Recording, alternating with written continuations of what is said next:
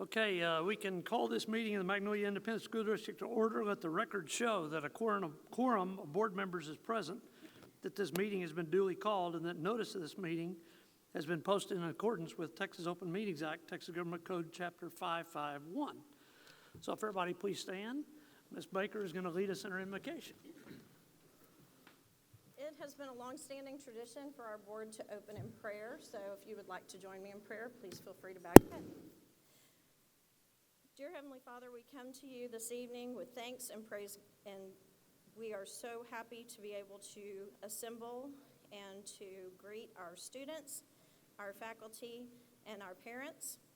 We are asking for you to please guide the proceedings of this meeting. Please continue to keep your hand on the decisions that the board members make and that the administration follows through with. We ask you, Lord, to please put a hand of calm across our nation and our world. Please protect all of those who are suffering with illness and financial burdens and emotional burdens. We ask, Lord, for you to continue to love on all of us and to teach us how to love on all of everyone around us. In Jesus Christ's holy name we pray. Amen. So Quentin and Emily, if y'all would come up here and lead our pledges, that would be awesome. Actually, you can just probably stand right here in front of the stage. And you're doing the U.S. and Emily's doing Texas, is that right? Okay, we'll start with the U.S. first.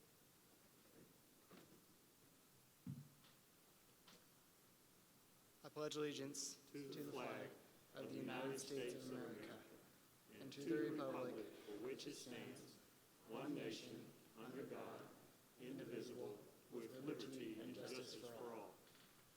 Emily, if you can lead us with our Texas pledge. Honor the Texas pledge. I pledge allegiance to Texas, one state under God, one indivisible. Thank you both. So Quentin, if you'll have a seat. Emily, you stay up here, please. We're going to brag about you a little bit.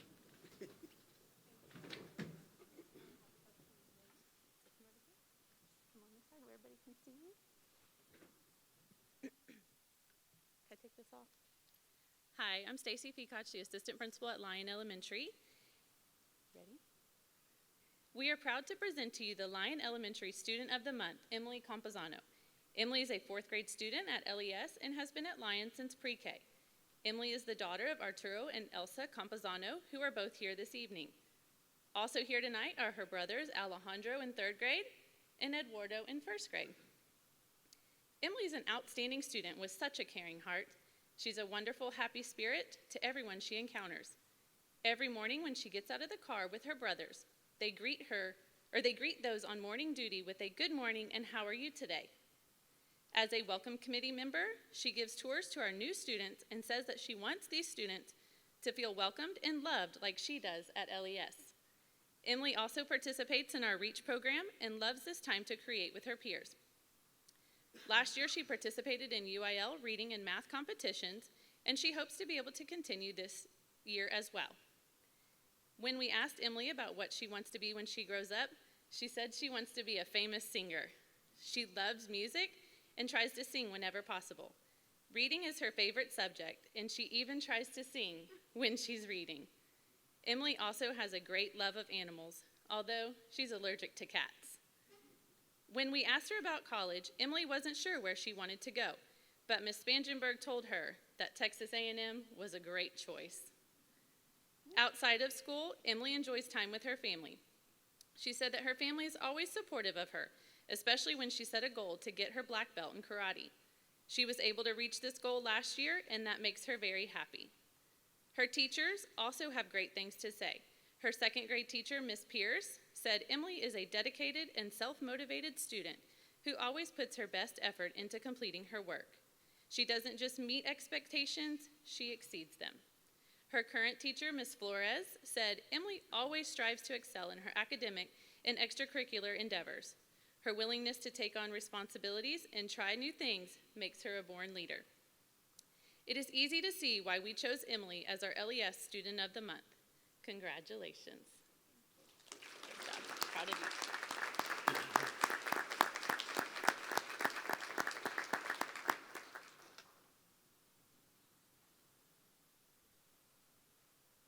Quentin, if you can join us up here.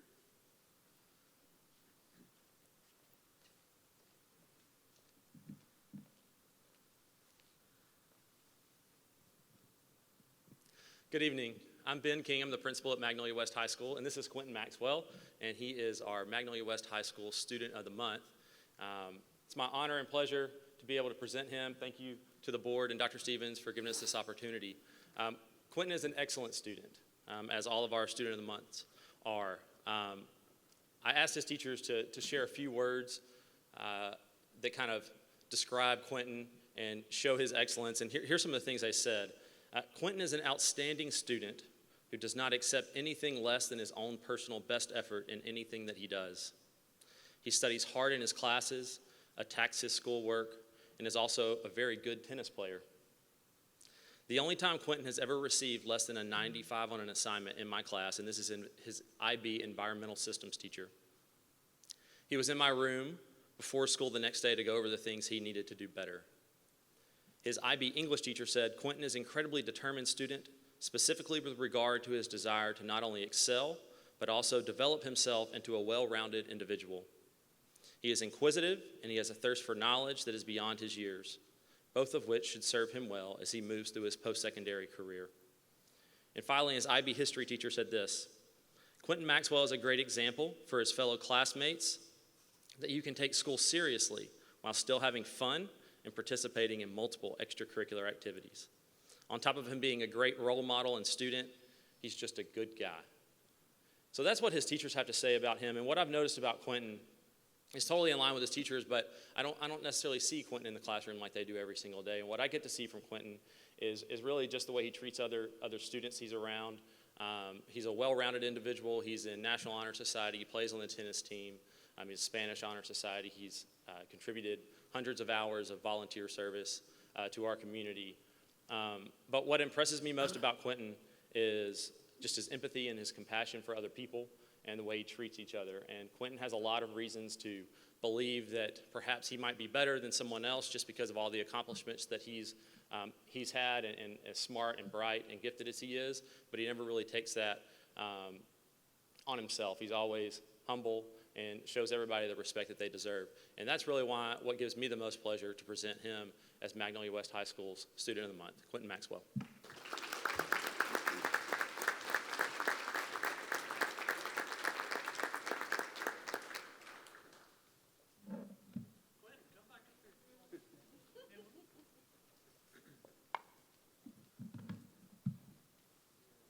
We wanted to present you guys with these certificates. I don't know if you guys know, but I don't know if you guys can hear very well in here without the microphone. But we do this for 2 students each month, and we have a board meeting once a month, and so you can do the math. We've got close to 13,000 students. So this is a big deal. I mean, to be recognized this way, you're representing your school, and you're representing a ton of folks in Magnolia ISD. So congratulations, and we look forward to hearing what's next, right? And we just want to keep up with you guys. We know we'll see you again. Want to hear what your next steps are going to be. So anyway, there is yours. There is yours. Congratulations to both of you. Get them around. And on behalf of Devam Urgent Care, they couldn't be here this evening, but they have a Visa gift card for each of our Students of the Month.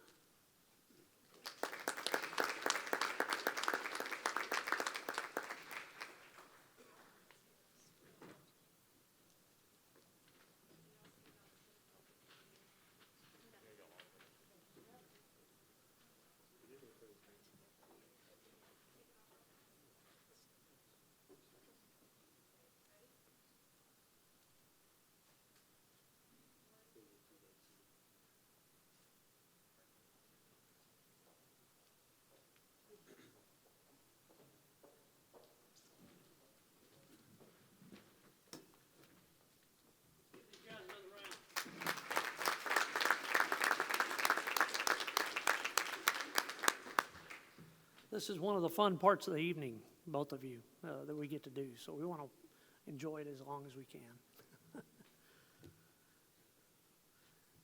Okay. I think Dr. Garza is next.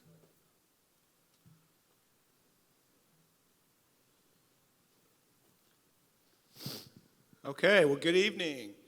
I have the pleasure once again to present the Magnolia ISD Teacher of the Month Award. An honoree for this month is Mrs. Holly Swanky. Ms. Swanky, please join me. And Ms. Rivera, please join me as well. Ms. Swanky is a kindergarten teacher at Smith Elementary. She's been in the district for quite a long time. So we look for our Teacher of the Month to have 3 key characteristics. We're looking for someone that has leadership inside and outside the classroom, obviously excellence in the classroom, and someone who's just a good team player. So I'm going to read just straight from some of the things that her nomination form said. There's some really good comments on here. In terms of leadership, Ms. Swanky is a PLC facilitator. She's been a team leader for several years and is also a campus mentor. She will happily do anything that is asked of her. A few examples are filming countless videos so other teachers can learn from her, leading professional development during faculty meetings, being open to collaboration while leading her team, and of course, welcoming new team members each and every year. In terms of instructional excellence, Ms. Swanky's instruction is, I quote, an exemplar for early childhood education. She provides a structured and calm environment and is known to have excellent classroom management. The learning that is happening in her room is focused and rigorous, and when she is not leading engaging lessons, she is diligently working with students at the small group table to push them forward. And probably the best part of this is her positivity. She is the sweetest, most patient, and most positive teacher on campus. She has such excellent skills, she's often given some of the most difficult students, and she welcomes them with a smile and with love. She is always patient and loving with her kids, and they truly adore her. And my favorite line that I saw on any of these nomination forms is, she really is the type of teacher that you see in the movies. Ms. Rivera?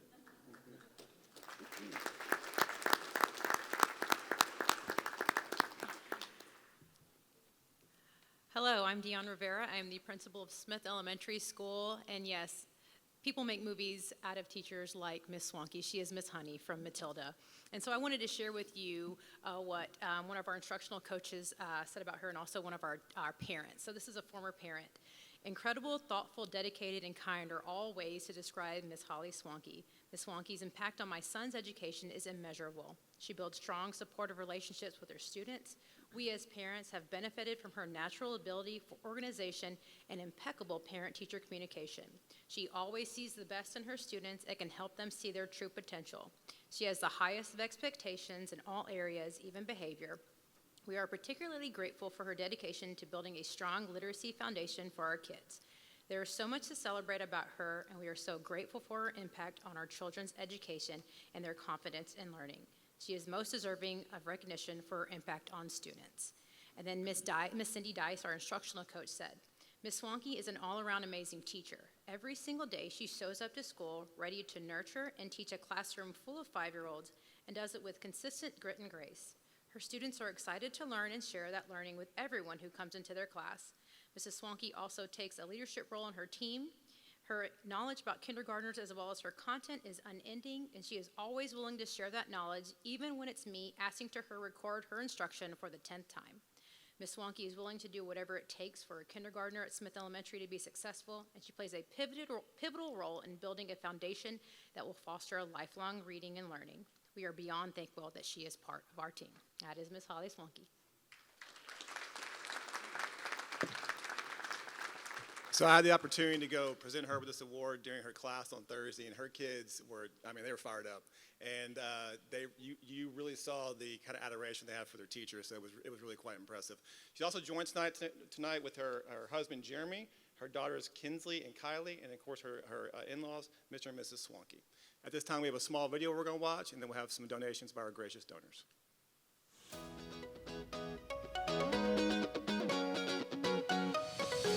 Kindergarten is just such an extraordinary world. Their minds are just blossoming. They're growing so much. And the little ones are just my heart. Like, my heart and soul just go into those little babies every day. Seeing the growth, especially when it comes to reading and writing, making the connections, the little light bulbs go off in their heads, the excitement they have for their learning just makes my day, and they bring me so much joy. Every day is so rewarding to come to school.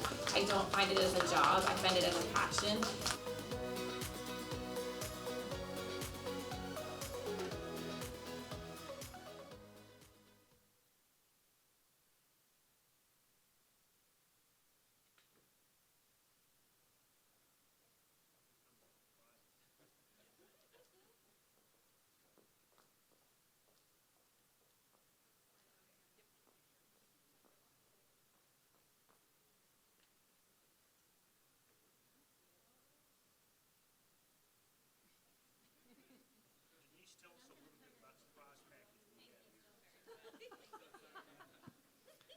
So we are thankful. We've partnered with our Education Foundation, also with HEB, Chick-fil-A, Raising Cane's, and then Gringos and the Meeting Place also gave you $50 gift cards as well.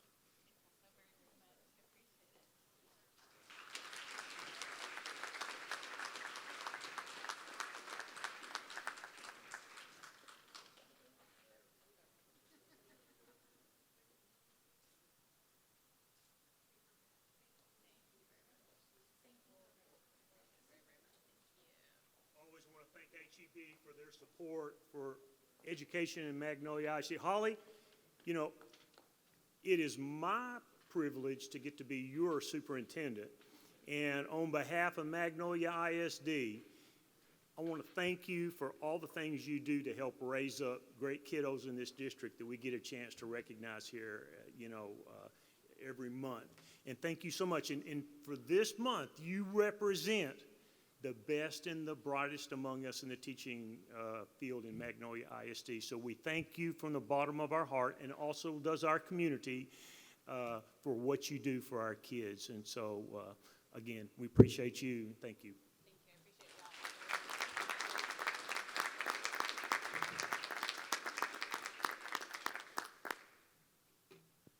There's a special place in this world for kindergarten teachers, near and dear to my heart anyway, so. Ms. Wood, you're next.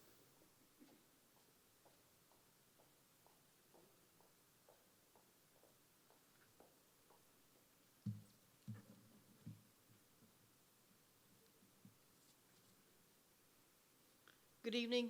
Thank you again for this honor to recognize some of our students that performed so well on the PSAT exam a year ago in October. Just honored to be here with you guys, with all of you to recognize them and their efforts. I know they've been working hard at preparing for PSAT. The juniors, or not even our juniors yet, but our sophomores and some selected freshmen recently took it in October. And we've chosen this year to push some juniors to hopefully be up here to get this recognition next year to take their PSAT in January. So College Board allowed us that opportunity to do that, and so we're looking forward to getting them ready for the PSAT and getting them ready to compete for National Merit Scholarship. So if you'll go ahead and start the first slide, just so I can explain a little bit. What we're really trying to do is get the word out about what National Merit and what the National Merit Program is. It's a scholarship program established in 1955, and it's academic competition, where high school juniors enter the National Merit Program by taking the preliminary or the PSAT, NMSQT. There are 3 different PSAT exams, but this particular NMSQT is what enters them into the competition. So this year, approximately 1.7 million juniors entered the National Merit competition in the nation. Out of those 1.7 million juniors that entered, 49,749 students scored in the range to where they could be recognized for national merit. And out of those, 3,448 are commended scholars in Texas, and we're honored to have those with us tonight that were honored with Magnolia ISD. Also this year, or back in October, the College Board had always recognized Hispanic recognition. And in October of 2019, they broadened that into Hispanic recognition, African American recognition, Indigenous peoples recognition, and rural and small town recognition. And with that, we're here to honor some of those students who will be recognized for the rural and small town based on their performance and based on the location of Magnolia West and Magnolia High Schools. So we're happy to recognize those guys tonight. So I want to congratulate, that's just brief, I don't want to talk too much because it's all about the students right now. It's all about them. So at that time, if you are going to be recognized tonight for National Merit or for the rural or Hispanic recognition programs, if you guys will come on up to the front, let's give them a round of applause while they're moving this way.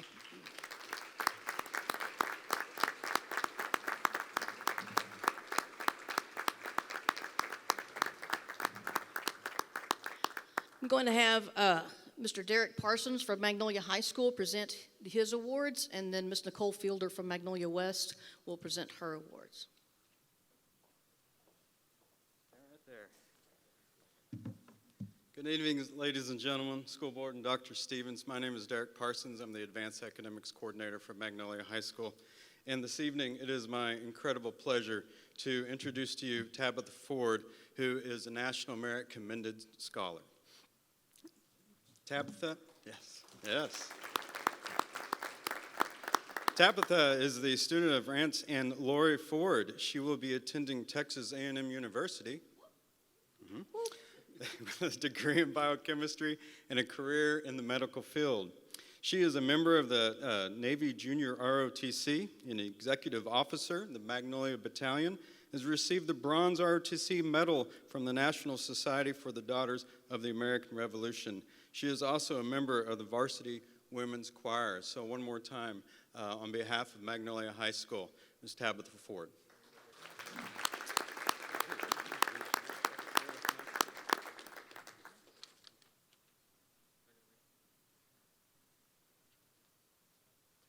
Hello, my name is Nicole Fielder, and I'm an assistant principal at Magnolia West. I have the privilege of introducing several students for their performance on the National Merit Scholarship Qualifying Test. As I call your name, please step forward to receive your award. It'll be presented by Dr. King and Ms. Wood tonight. So first, we have Joshua Dennison. He is recognized as a National Rural and Small Town Scholar. He's the son of Trey and Stacy Dennison. Joshua is currently still considering his university options, but plans to pursue a physics degree and then either a business or other advanced degree. Other achievements Joshua has received while at Magnolia West include being an AP Scholar with distinction. He's currently ranked as second in the senior class. Joshua made a 35 on the ACT and a 1500 on the SAT. Joshua is also the outstanding AP chemistry student. Let's hear it from Mr. Dennison. Next, we have Grant Ebel. He is also recognized as a National Rural and Small Town Scholar. Grant is the son of Stephen and Sonia Ebel. He plans to attend college next year to pursue a major in biology as a pre-med student. Grant plans to follow that with medical school. Grant has received many awards while at Magnolia West, including the Broadcom Masters Top 300 Science Finalist, Most Outstanding Student for Debate, First Place Material Engineering at the Regional Science and Engineering Fair, the University of Houston Rising Star in Science First Place Award, AP Scholar, IB Physics Outstanding Student, IB Theory of Knowledge Outstanding Student, and received a Rotary Youth Leadership Award nomination. Grant has also participated in many clubs and organizations, including Interact, Stay and Gang, National Honor Society, Spanish Honor Society, and the MISD Student Leadership Group. Grant is also an IB diploma candidate.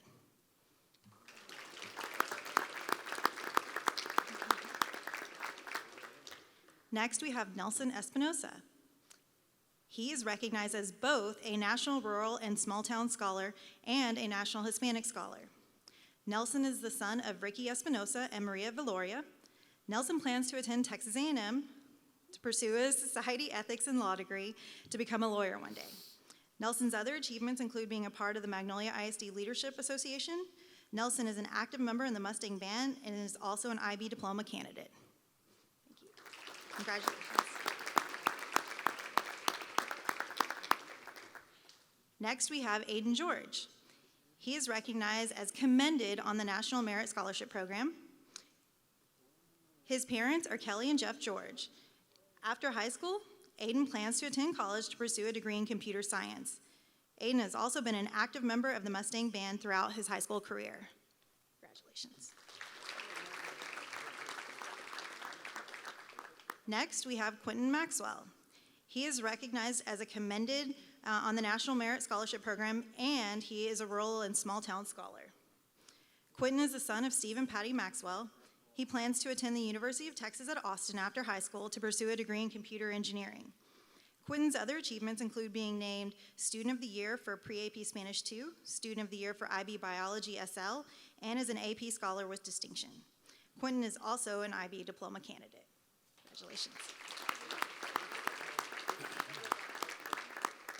And we have Jacob Pendergraph. He is recognized as commended in the National Merit Scholarship Program. He is the son of Andrea and John Pendergraph. Jacob plans to go to college next year to pursue a degree in computer engineering. He's in the top 10% of the senior class, and he is also a member of the Magnolia West cross-country team. Congratulations.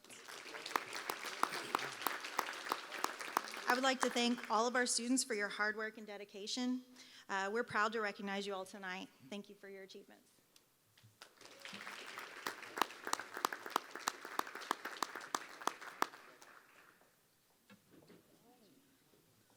In closing, for national merit, this is something that these students will put on their resume when they apply to colleges.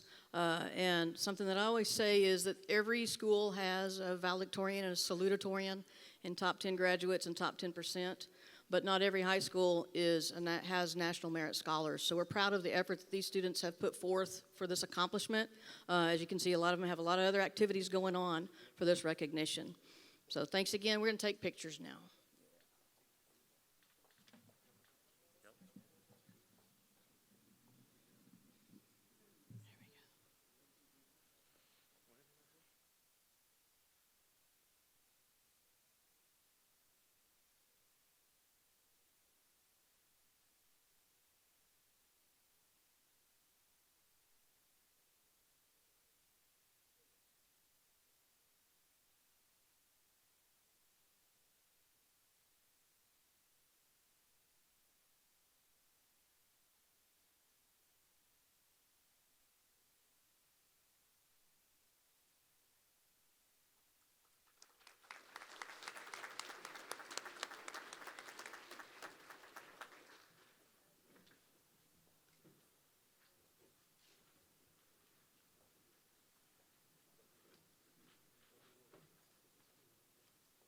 Congratulations to every single one of you guys. I don't know if you realize it, but you're in thin air. I mean, this is quite an honor and accomplishment for you guys. And I would also ask Emily, others that are following in their footsteps, we want to line this stage with as many of you as we can when you get to be older. So take a close look and let's keep repeating this success. That's awesome. So that's that's right. Dr. Todd's putting a plug in for coming back to teach here. So absolutely, absolutely. All right, sir. Dr. Campbell, I think you're next. Good evening. I'd like to thank Mr. Blizzard and the distinguished board members and Dr. Stevens for having us this evening. I am Foy Campbell, and I have the greatest job in the world. I get to work with our fine arts teachers and fine arts students, and also students in career and technical education, and also the teachers as well. I wanted to have this student group present to you in just a few minutes, but rather than me introduce them, I wanted to introduce one of our teachers. The only thing bad that I can say about her is that she's studying to be an administrator and wants my job. I told her that it's not available till I'm retired. So some of you may know her as Bethany Witten, but this summer she got married, so I'd like to introduce you now to Miss Bethany Goodman. Good evening. Like he said, I'm Bethany Witten Goodman. I'm one of the ag teachers at Magnolia High School. These are 5 of our FFA members that are competing on an LDE, which is a leadership development event, which is to build their public speaking skills. And so they will be competing in the agricultural issues team, which is dedicated to taking a controversial topic, discussing it, discussing the pros, discussing the cons, and giving you as much information as possible so that you can make the decision whether you think it's good or bad. And so they will be discussing genome editing and its role in our agriculture industry. And they will compete at our district contest on Saturday in Belleville, Texas. And then if we are in the top 3, then we will go to area the following Saturday in Bowling, Texas, and then, God willing, if we're in the top 2 that day, we'll go to state contest, and that will be virtual, but typically in Huntsville. So I am going to hand it over to these guys and let them present to you.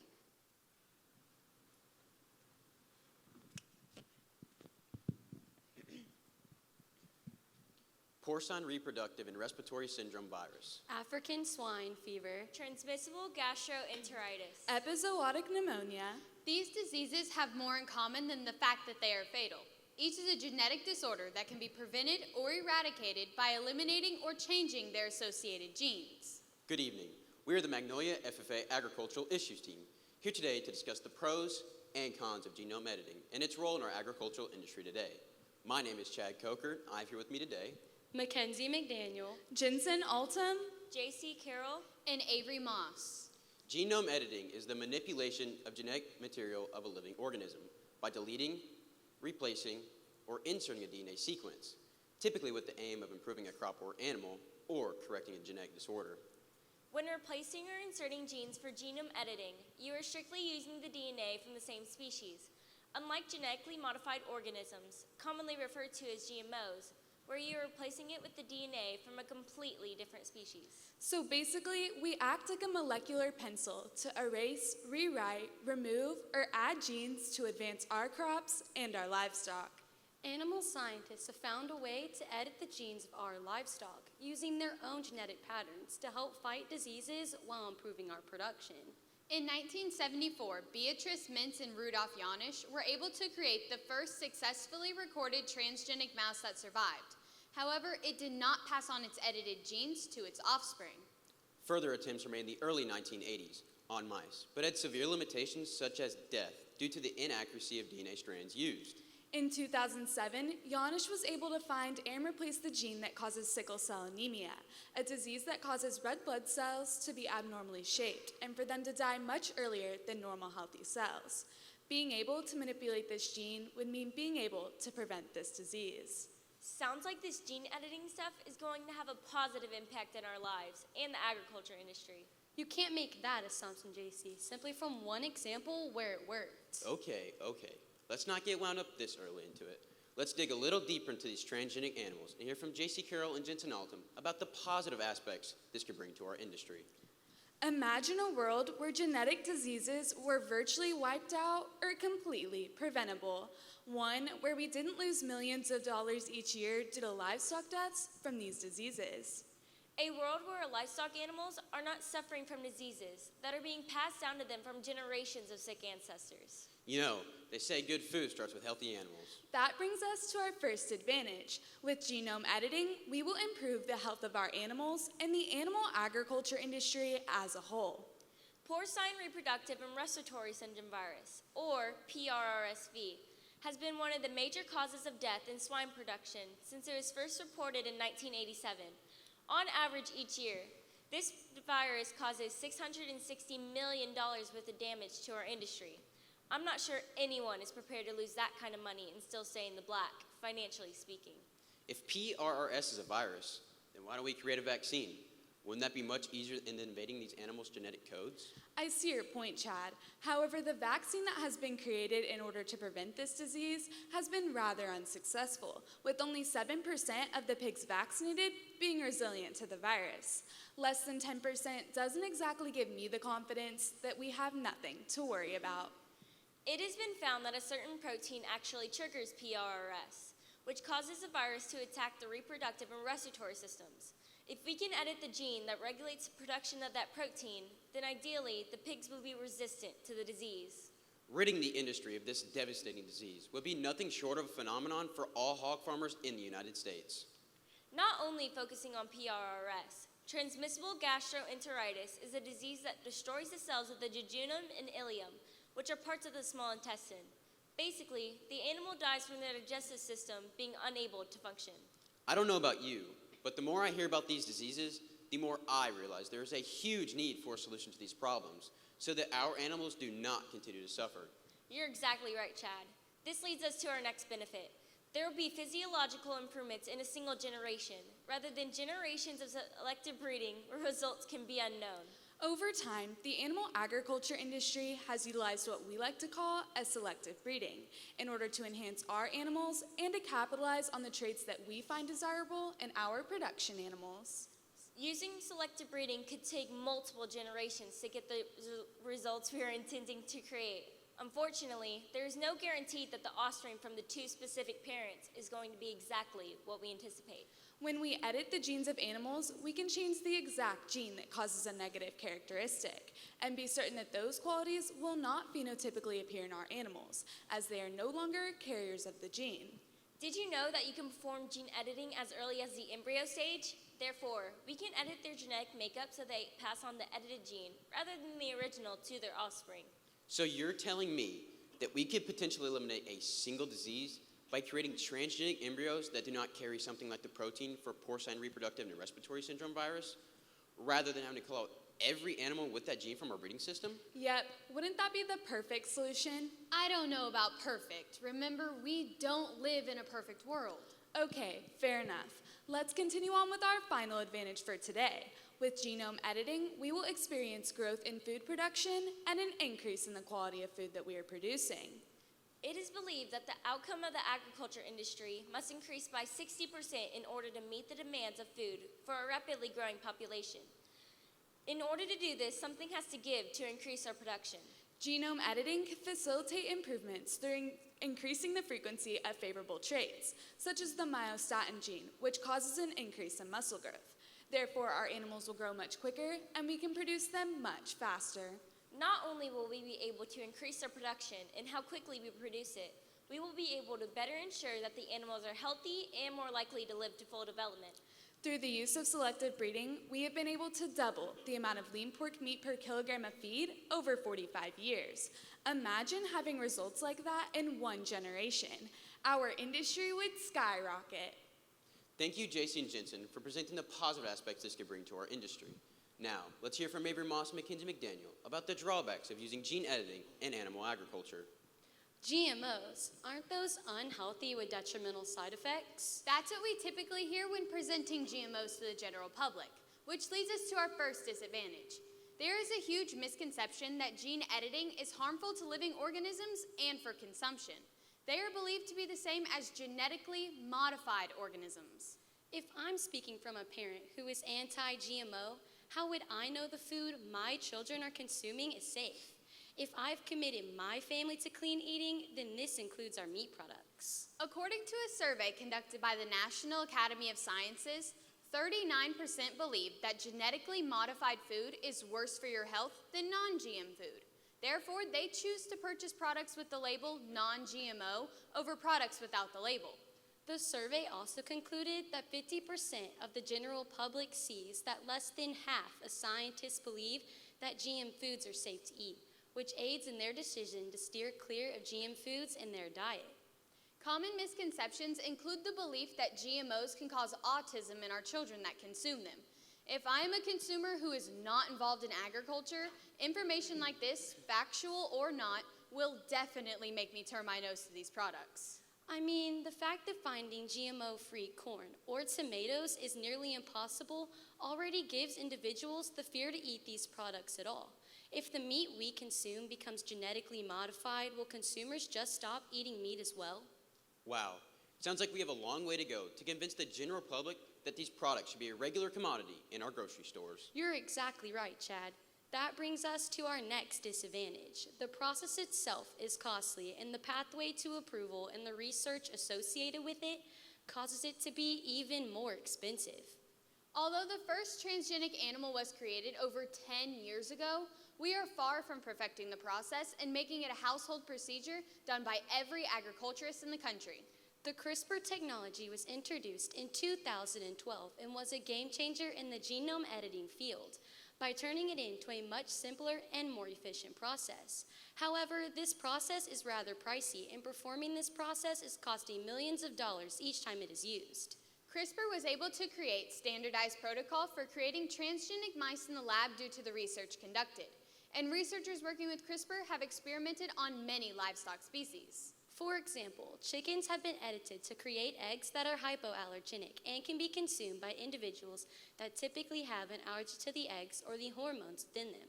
However, these eggs be much more expensive sitting on grocery store shelves than the non-edited and the organic eggs. CRISPR has edited goats in an effort to remove 2 genes that suppress hair and muscle growth, aiming to boost the industry's income, which sounds like a great option, but that income boost is coming from consumers' pocketbooks. As you can see, a great deal of research has been conducted in order to hone in on the ability to use gene editing. However, research is not free. Therefore, millions of dollars have been spent on this feat. It has been said that one gene edit can cost anywhere from $400,000 to $2 million. I'm not sure any farmer or rancher is going to be able to pay that kind of money. Sounds like this gene editing stuff isn't quite on the horizon for everyday agriculturists. Money isn't the only thing holding us back, which leads us to our final disadvantage. There are currently no guidelines for regulatory use. Therefore, those are going to need to be created in order for genome editing to be used regularly. The United States Department of Agriculture, or the USDA, and the Food and Drug Administration, or the FDA, are responsible for the regulation of all things related to our food system, including the consumption of genetically modified products. In 1994, the USDA approved the use of GMOs in our food systems for crops such as fruits and vegetables. Over time, we now see disease and pesticide-resistant products throughout our grocery stores. As of now, the only approved transgenic animal that can be used for consumption is salmon. In 2015, the Aqua Advantage salmon was edited in order to introduce a growth hormone gene that caused salmon market time to decrease from 3 years to 18 months. Modifications such as these are considered a food additive. When individuals see these terms, they typically shy away from these products. Although we have been able to get genetically modified crops and fish approved for consumption, it will be difficult for livestock species to be. The general public look at genetic modification as unethical and less acceptable when performed on animals, especially livestock. On a side note, Australia actually just amended their regulations so that they will no longer control the use of gene editing techniques in plants, animals, and human cell lines that do not introduce new genetic material. So basically, as long as you stay within the species, they have no regulation. I'm not sure the United States and its citizens would prefer their government to be that relaxed on regulations for gene editing, but it's reassuring to know there is a possibility for acceptance. Thank you, Avery and McKenzie, for presenting the difficulties agriculture has to overcome for transgenic animals to be a reality in our future. Let's review our pros once again. Genome editing is very advantageous. It improves animal health and immunity by inserting new genetic bases into their coding. It can also improve an animal's traits within one generation of livestock. And finally, genome editing can increase the growth of food production and quality by maximizing an animal's favorable traits. And our cons? Our disadvantages of genome editing include the misconception that genome editing is the exact same as genetically modified organisms. Therefore, it receives the same negative stereotype as GMOs. The expense of the process and research is also a major drawback, as many small farmers are unable to afford the process. Therefore, it is virtually unreachable for the majority of our industry. And finally, there are no guidelines for regulatory use. Therefore, we have a long way to go before genome editing can be considered for everyday use and to be widely accepted. So where do we go from here? As an agriculture industry, if we want transgenic animals to be an option, our production livestock, we have to strategically advocate to the general public about what they are and how they impact the food we consume. You're exactly right, Mackenzie. As agriculturists, we should all take an active part in educating our peers about the importance of animal agriculture. It is possible that if people knew exactly what these animals are, they would be more likely to accept gene editing. That's a great point, Avery. Knowledge is power, and education gives people the power to understand where their food comes from, understand how the industry is changing, and take that information regarding their stance on their food and how it is produced. Exactly. It sounds like this is a task we all should take on to keep our industry moving into the technological future we are being faced with. As you can see, this is a hot topic facing everyone in our agricultural industry today. With the great deal of controversy we must overcome for transgenic animals to be a reality in our future. Thank you for your time.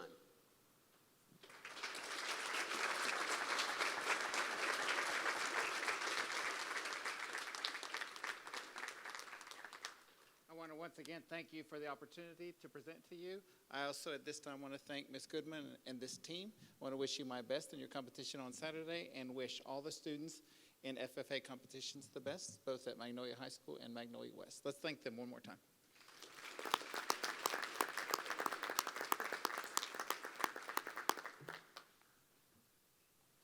So guys, when is the competition? This Saturday?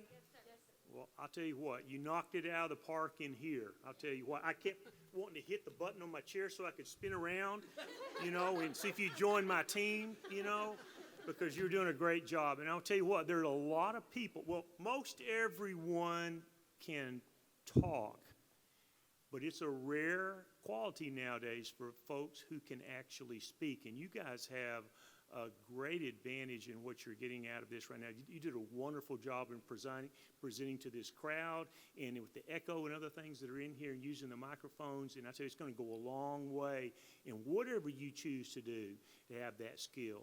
And thanks so much for getting them ready, and let us make sure we hear, Bethany, how they do after the competition. Would you do that? Okay. Break a leg, guys. All right, we're with you.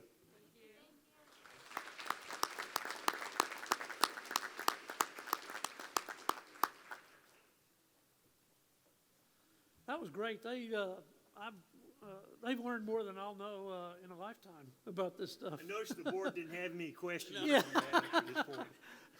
Right over our heads. That was a lot of fun. I wish we had That some was more to good. go through. So, That was good. Good job. All right, what else we got? I think we're ready for a break. You're ready for a break. All right, well, we don't want to encourage you to leave. We want to allow you the opportunity, though, if you want to. We're going to take a 5-minute break.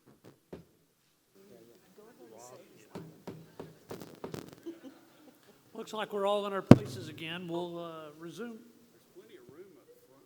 Have you noticed? I know. You know, We're going to whether remove we're these in this chairs. building or in the board, they're all in the back, you know. If we had chairs in the lobby, I guess you'd be out there, huh? You almost need binoculars to see that crew Social back there. distancing? All at the back. A lot of back chairs, just to get people to come to the front. Yep. Did one of you cough? Dr. Todd said it was like herding cats, but he was talking about us. But anyway, you're up next. To start with, before we start the presentations, I want to introduce Dr. Alfred Freddy Martinez right back here. He is our new Chief Medical Officer for Magnolia ISD. In fact, he's the only Chief Medical Officer we've ever had in Magnolia ISD. And we are, it's been a privilege to get to know him and for him to get to know us a little bit. He's kind of been on some whirlwind tours around a lot of our buildings, talking to our principals and sort of looking at procedures that are happening around the district. But his goal is to help, as we become the best district in the state of Texas, he wants to make sure we're one of the safest and we take care of our kids and that this is the safest place for our kids and our parents to be. And that's our goal to have him here. So we were learning a lot. So Dr. Martinez, welcome and thank you for being here tonight. And let's give him a round of applause. Everybody here knows him already, and I think the board has had a chance to meet him too.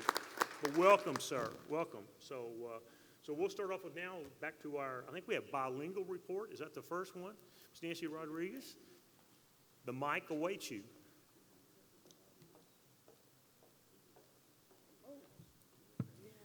Good evening, President, Board, Dr. Stevens. It is my honor to present the bilingual and ESL program update for the year. First of all, our numbers compared to last year. There we go. We grew a little bit. I know some students usually, they move away every year. We have some movement, but our percentage has grown. Also, some of our languages are not represented, but that's possibly due to the students reclassifying, meeting those levels of fluent English. And so they get to reclassify as former English learners. On the next slide, these are our numbers of reclassification. So just as a reminder that the goal of our bilingual and ESL programs are to create students that are speaking, reading, writing, and listening comparable to English native speakers. And in the back one slide.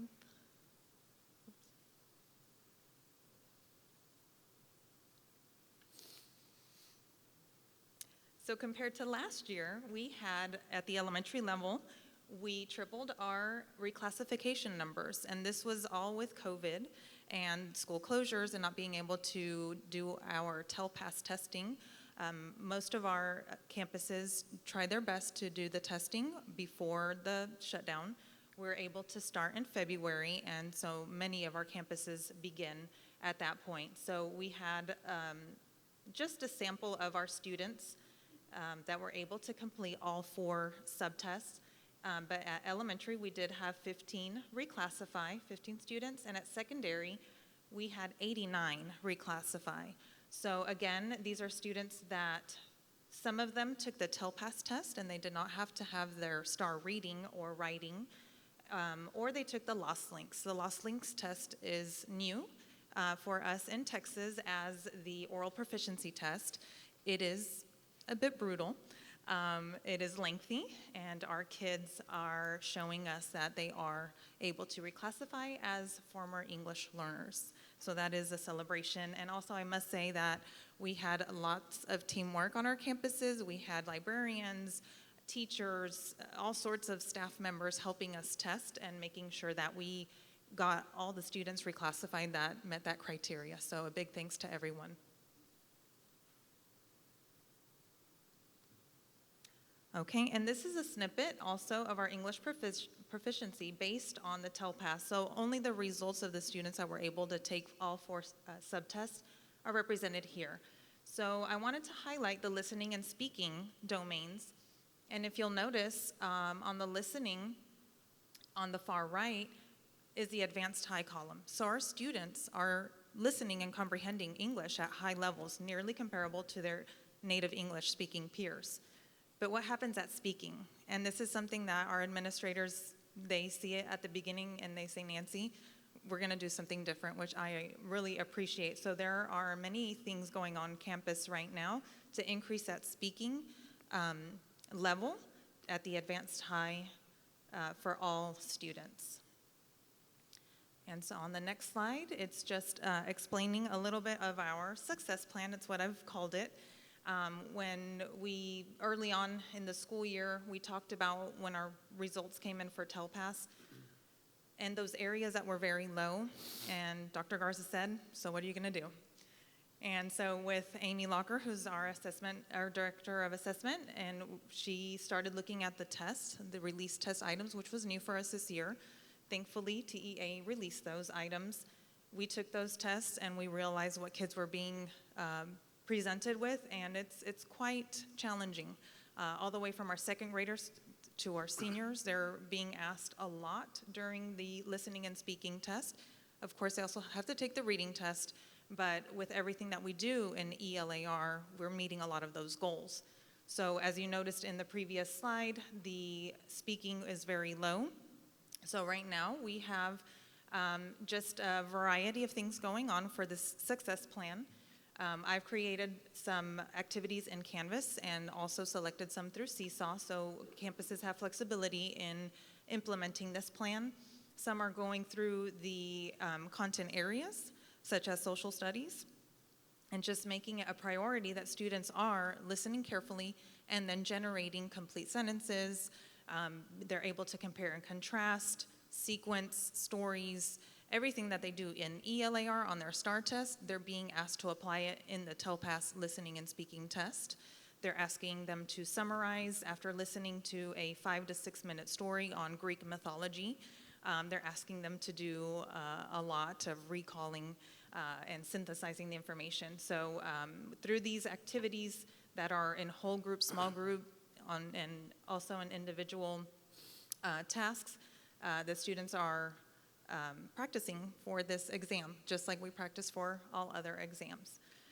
Also, we'll look at the data and closer to testing day. Testing, as I mentioned, starts in February. So right about January, we'll review the data and look at who are those kiddos that need intensive support, and we will create those opportunities for them and really get them ready for the exam. So another part that I'm responsible for is making sure that we have bilingual teachers, and the HR department has been very supportive as well, and so we've increased our number of teachers. Last year we were short 20 teachers, this year only 16, and our exception was approved for last year, and usually they wait till the very end to let me know. So all year, I'm just kind of wondering, are they going to walk in the door and tell me something's wrong, or are they going to approve it? So it was approved. Our comprehensive plan, due to our bilingual teacher shortage, includes recruitment efforts. As I mentioned, I'm at job fairs as often as I can be. Of course, our candidates are very few. And I have to celebrate, I interviewed a gentleman, this young man, just last week from U of H. He is a former Magnolia graduate, and he's ready to come back and be a bilingual teacher. So I got in touch with Ms. Bertrand. I said, Ms. Bertrand, I think there's somebody here or somebody that is wanting to come back. So she was one of his teachers. Also, the alternative program that we have in place due to the bilingual teacher shortage includes ESL certified teachers, and many of them are our math and science teachers. At the secondary level, 5th and 6th, they're all ESL certified for the most part as English language arts teachers. That's the requirement from TEA.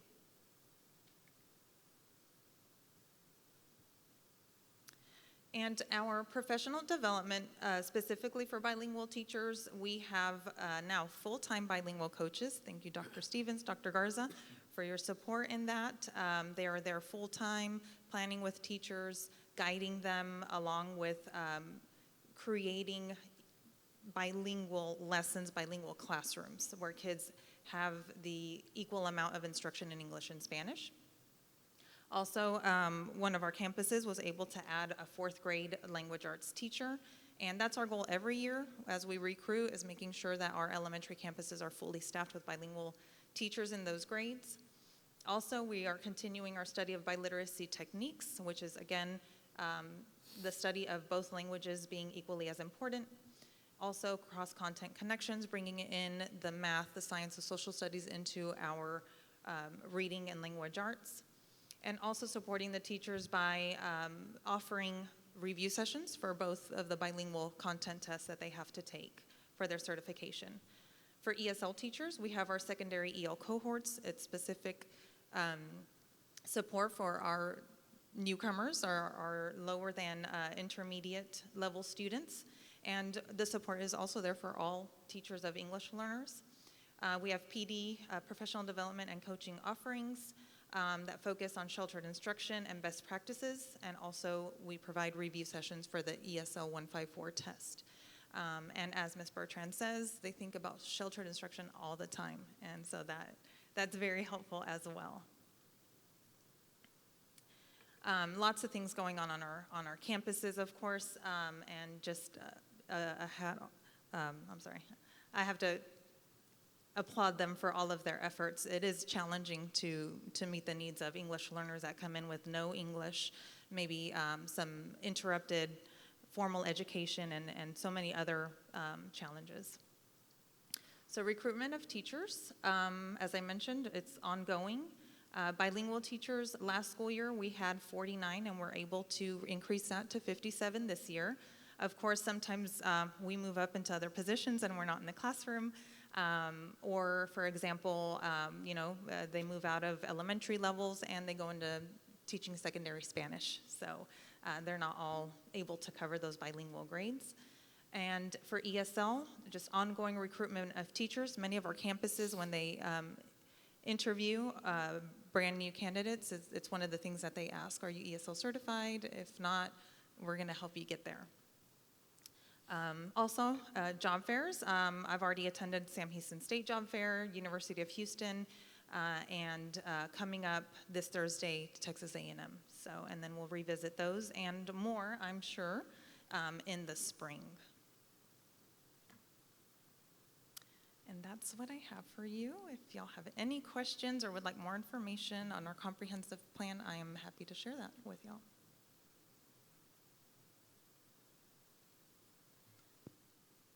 That is some good forward progress. Yes. Those reclassifications are a big deal. They are. Yeah. And so can you put your finger, you may have even alluded to it in the report, what's helped us increase those numbers over the last year or so? Because they have certainly gone up. That means our kids are learning at a higher level. Their English levels are going up. Can we attribute that to anything? Is it because the teachers were able to recruit, or what do you think? I have to say there's a mixture of things. I know there's been more focus on the administrator's part, knowing, we have a gap here, what can we do about it, making sure our teachers are ESL certified, sending them to trainings, and also the testing, the differences of the TELPAS test, the Lost Links test. So even though it's a more intense test, our kids are able to to make the cut. So I do think as the STAR test asks a lot of our students, so does the TELPAS test, but I think now this year that number will go up. Well, we think you're doing a fabulous job, and you really have grown into this leadership role, and the numbers continue to express it. So tell the teachers, again, our continued support for those kids, and let's keep moving them along, because if we can increase their English level skills, then they're going to be more successful with us in all the classrooms and eventually in life here in this country. So we appreciate what you're doing. Thank you. Thank you so for much, your Nancy. support.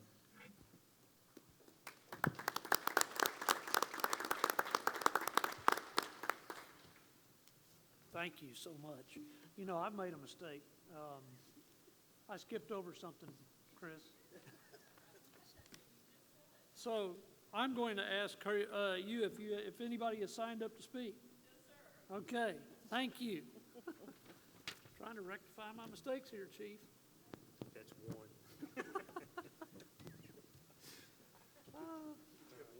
That's one. Keep it rolling. It's not bad at how many years. It's the first time ever. Well, hopefully don't keep doing it, right? No. Keep them rolling. That's right. All right. Selena Woods, I think. Advanced academics. Here she comes. All righty. She got to join us a bunch tonight. That's a big aisle to walk You've up. been busy tonight. It has been a celebration night, hasn't it? It's been great. It's been great. Just here to give you a brief overview of where we are with advanced academics, focusing mainly on our program updates and some national testing updates that we have. As far as elementary level with GT, we've been streamlining the identification process at the elementaries, and I want to thank the principals and the counselors and those selected staff members that have their GT training for helping with that identification process. It's ongoing. So we're hoping to streamline that, get everybody on the same page, and hopefully identify some kids that may have been lost previously and not identified. And so that's the baseline, and that's the foundation. And where does it go? It leads up to these students choosing those programs that are best for them, and having confidence on national exams, and having confidence when stepping into a program and taking that bite out of it. And so so having that confidence built in elementary level as we transition into intermediate and junior highs, I feel like we're in a good place with what we've been doing with our GT pull-out programs at the elementaries, at the 5th grade intermediate level, and then as they transition into the advanced courses in 6th grade. So just to kind of give a little background on that before we get into where we really get to see some national results and how our students compete nationally or even statewide. So the first slide is going to show you some results of our ACT performance. Do you guys know there was COVID in the spring? Were you aware of that? Okay, yeah. So a lot of our national testing did not occur because they just shut it down. And so you'll see some of the numbers in test takers, for example, in the far right column, that we only had 139 students take the ACT, but there were about 3 or 4 sessions that were closed due to COVID. And so our numbers are down. But good part is we pretty much maintained where we had been and didn't lose any ground with those fewer numbers of students taking the test. ACT transitioned from state to national comparison, so I think it's great that our students are achieving better or achieving higher than nationally recognized students or than the national average. So we're proud of those efforts with the ACT performance. And they went online as well, and so we weren't really available to afford the opportunity for our students to take this test on campuses like we were at the SAT test. So looking into that as we start moving more so, since everything's kind of transitioning to online, once that strengthens up, then we'll be able to offer that opportunity for students to take the ACT on campus days like we do with SAT. If that makes sense. The next slide shows our SAT performance. We were able to enter a campus day. So the state this year offered a reimbursement for students for one of the exams that they take, whether it's be the SAT, the ACT, or the TSI. And any of those that we offer on campus, the state will reimburse us for those. So I've submitted the TSI reimbursement last month, and then the paperwork for SAT and ACT reimbursement just came out today, notification on TEA. for that reimbursement. So you'll see that our SAT numbers, pretty much the numbers of tested increased due to the fact that our high school principals pretty much declared a testing day for their campus. And on the day of the PSAT, they allowed any senior who needed the opportunity or wanted the opportunity to take the SAT to take it on that day as well. And so both campuses ran that. We had both campuses scheduled in the spring to do the same for a campus day for juniors, but that COVID thing hit and that did not happen. So they opened it up for their seniors again this fall. Once again, because when you open it up for more students to have the experience of the SAT, you'll see possibly a decline, as we have seen in our evidence-based reading and writing and in the mathematics. But because we have students who I think there's no value to sitting for an exam such as this, and so if that opportunity was given to them and provided for them, nothing equates that testing environment and that experience. And so there's our SAT performance for 19 and 20. Any questions about SAT or ACT? A lot of acronyms out there in the So another acronym, we're going to move on to our programs, our AP or Advanced Placement Program. You'll see we've had an increase over the last 2 years in students that participate in our Advanced Placement Program, and hopefully we'll sustain at about the 970s, even higher, just providing those students an opportunity and familiarity with the program. Just if they take one class, then they are an AP student. And so some of them take more than one. Some of them take an exam even though they're in an IB class. And so our total exams this year, how the College Board ran their AP exam session due to COVID was they went online for the first time in the history of the program.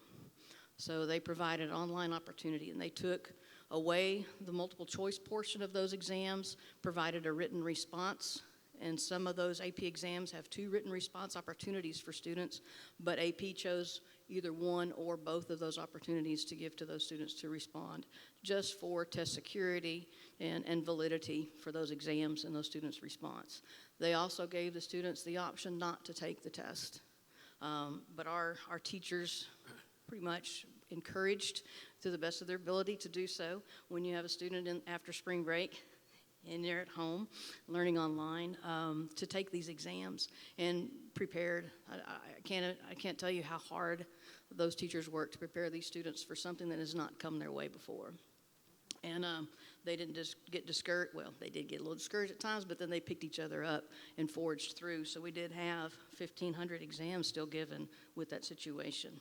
And we had 669 that scored 3 or higher, or a 53% success rate. So those students that did make that commitment to take it online were successful for the most part, more so than we have had in the past. And a lot of that, just one of those situations where you say because the exam was shorter, you say because they graded it differently because of the situation, but I think that those students were rewarded for going ahead and pressing on through that type of situation and stepping up to take charge and take that exam. Our next program, International Baccalaureate program, or the IB program, they too made some adjustments due to COVID. Those students get a component score, and it includes some internal assessments and then an external assessment in May. So IB passed on the May external assessment, allowed those students not to have to take that because they didn't want to go with the online when you're talking a worldwide program, and different countries were being affected in different ways and had different stipulations in place. So it was a whole different area for them as AP. What they did do is they took an internal assessment that the teachers had already marked or had collected and then were to mark, and those were submitted along with the predicted score that those teachers submit each year at the end of each course. So the teachers will predict what those students will do. And so we usually try to side in favor of the students being successful, but yet still have a reality perception of what we're going to predict their score to be for that component score. And then IB factored in a little bit of the history of your program, and their results came back, and there was a little worldwide little worldwide uproar, so to speak, about the results and how they'd handed those out. So Mr. Day and Mr. Parsons worked diligently to help defend and appeal a lot of our students. And so we'll see that we had 82% with 4 or higher for that program. And then on the next slide, it shows the breakdown of the success of those students. So we had 39 students that were diploma candidates, and of those 39, we had 29 that were awarded diplomas. And I think a lot of it was due to the diligency of Mr. Day, Mr. Parsons, and our teachers being able to score and to accurately assess those students where they were in that coursework. And so that was we needed to bounce back from last year's results, and this was an opportunity for us to do so. And so you see that where West had 21 candidates and 15 diplomas awarded, and Magnolia High had 18 candidates and 14 diplomas were awarded. And so that I'm glad that the students were rewarded for their efforts and what they did, along with the teachers and the coordinators of the programs too. So that wraps up those programs and those exam results right now, and a little baseline, a little discussion on the basis of what we've got at the elementary. I don't know if you guys have any questions, because I know it was an unprecedented kind of year for those programs to be successful. So I applaud the efforts of the teachers in the classroom and the diligence of the students.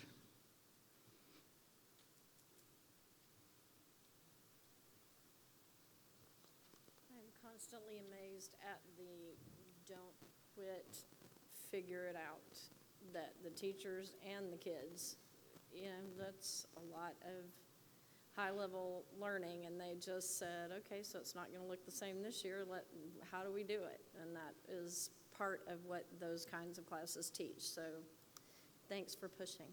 You bet, you bet. And with the AP exam, there were so many technicalities when you're going online, what type of phone to use, what type of program to use. There were so many glitches, there were so many practice sessions they had to work through just to make sure they could get in to take the exam. And the teachers were extremely patient with those students in that. So you bet, yes, thank you. It's great teachers, great leadership on the campus level that really helps keep the programs moving in the right direction. So I guess are the universities sort of relaxing obviously the requirement for SAT, ACT? I mean, yeah, you don't have to have an SAT or ACT score for application right now. Mm-hmm. Wow. Yeah. I know that I want to give credit to Magnolia High School. They opened their campus up to offer an SAT. I think we had some kiddos flying in from El Paso because they couldn't find a place to take the SAT exam. It was right about the time the hurricane was blowing in, I think whichever one it was, but so we afforded an opportunity. They tested more students that day than we ever have at that campus, and so just opening up opportunities for them, and so those kids can add an SAT to their application. Probably hard to get folks motivated to go do that when they know it's not required, right? True, so. True. You got to be that academic competitiveness needs to come forth, that's for sure. Mm-hmm. You do not reach success without resilience, so they're at least learning that. That's true. That is true. How to figure it out, that's right. Mm-hmm. Anything else? No? Well, the board knows that Ms. Wood was a fantastic advanced academic teacher for us over at West in this district, and she is making a wonderful advanced academic director. And we just want to continue to see those reports and scores go up, and she works well with our teaching staff and our principals. So congratulations and kudos on those works, Alana. Continue the good work. Thank you. Thank you.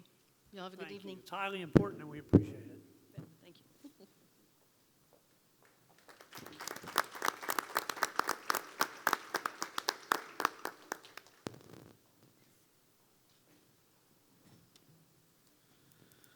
Okay, now we're going to move on to our consent agenda, and this portion of the agenda consists of items to be routine and to be enacted by one motion unless separate discussion is requested. So is separate discussion requested? Everybody caught up with everything and we're good? All right, so we need a motion that we approve consent agenda items 9A through F. Motion by Chuck, seconded by Joe. All in favor? All right, that motion passes. Thank you very much. Now, Ms. Scotty is up next.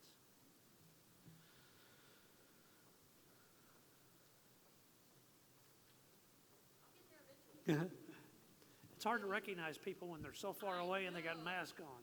Cover half my face up. Good evening, everybody. I'm Leslie Scotty, a partner with the Purdue Brandon Law Firm, and it's that time of year again. We were kind of off at the beginning of the year. I usually come in the spring and again in the fall. Well, it's good we did it at the beginning of the year, since spring probably wouldn't have happened based on all of the bizarreness that has happened this year. So just by way of reminder, these are delinquent taxes only in this report.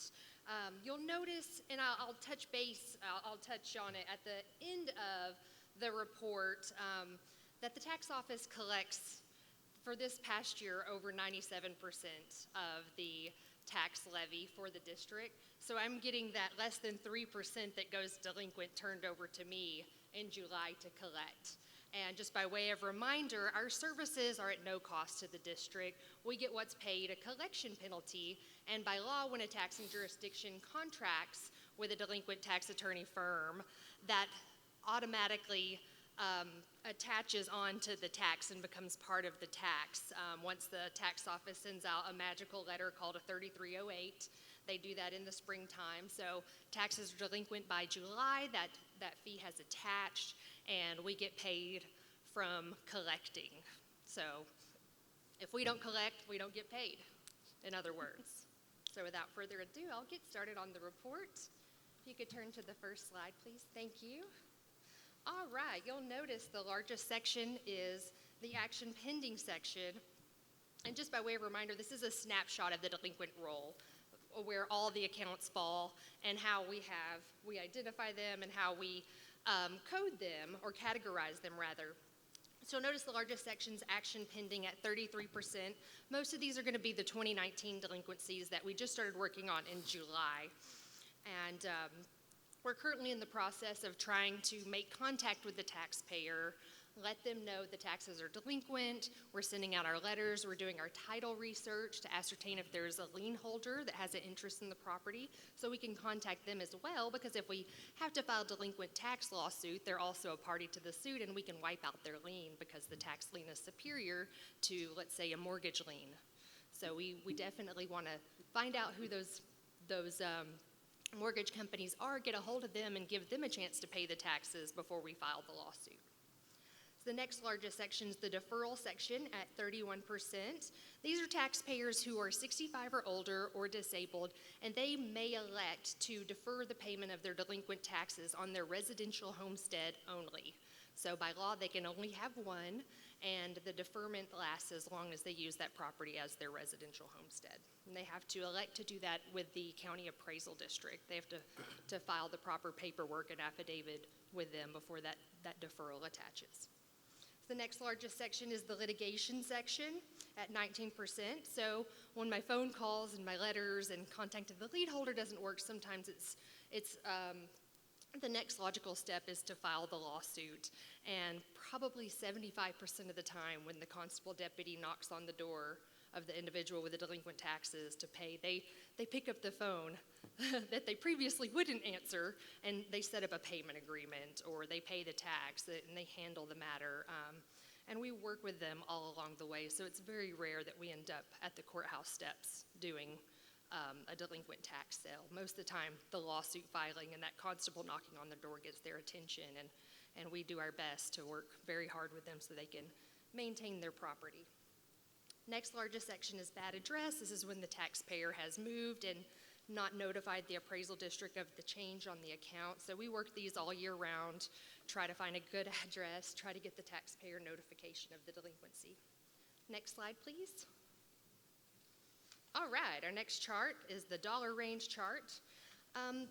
Really just gives my office an idea of where the dollars are owed and how we work the accounts. We work the roll top down, so we start with the highest dollar delinquency and work down from there. So keep in mind when looking at this, it might be that a taxpayer owns several different properties, and our software where we run these graphs out of will group together accounts that have common ownership. So we can collect all 10 accounts with one phone call rather than making 10 random phone calls and collecting them piecemeal. So we could work smarter. So keep in mind when looking at this, it might be that a taxpayer owns several different delinquent accounts. And just wanted to let you know, because that big yellow section, 10,000 and up, is a little scary looking. So looking at your roll and looking at the numbers, that consists of about 39 accounts, and over half of them are deferred. So that's accounts that we can't actively work on. The taxpayer can choose to pay the taxes while the property is in deferment. So there's no rule that they don't pay or don't have to pay. I mean, they don't have to, obviously, because we can't enforce legal action against them, but if they choose to pay during the pendency of that deferral, they can choose to do so. Can I get the next slide, please?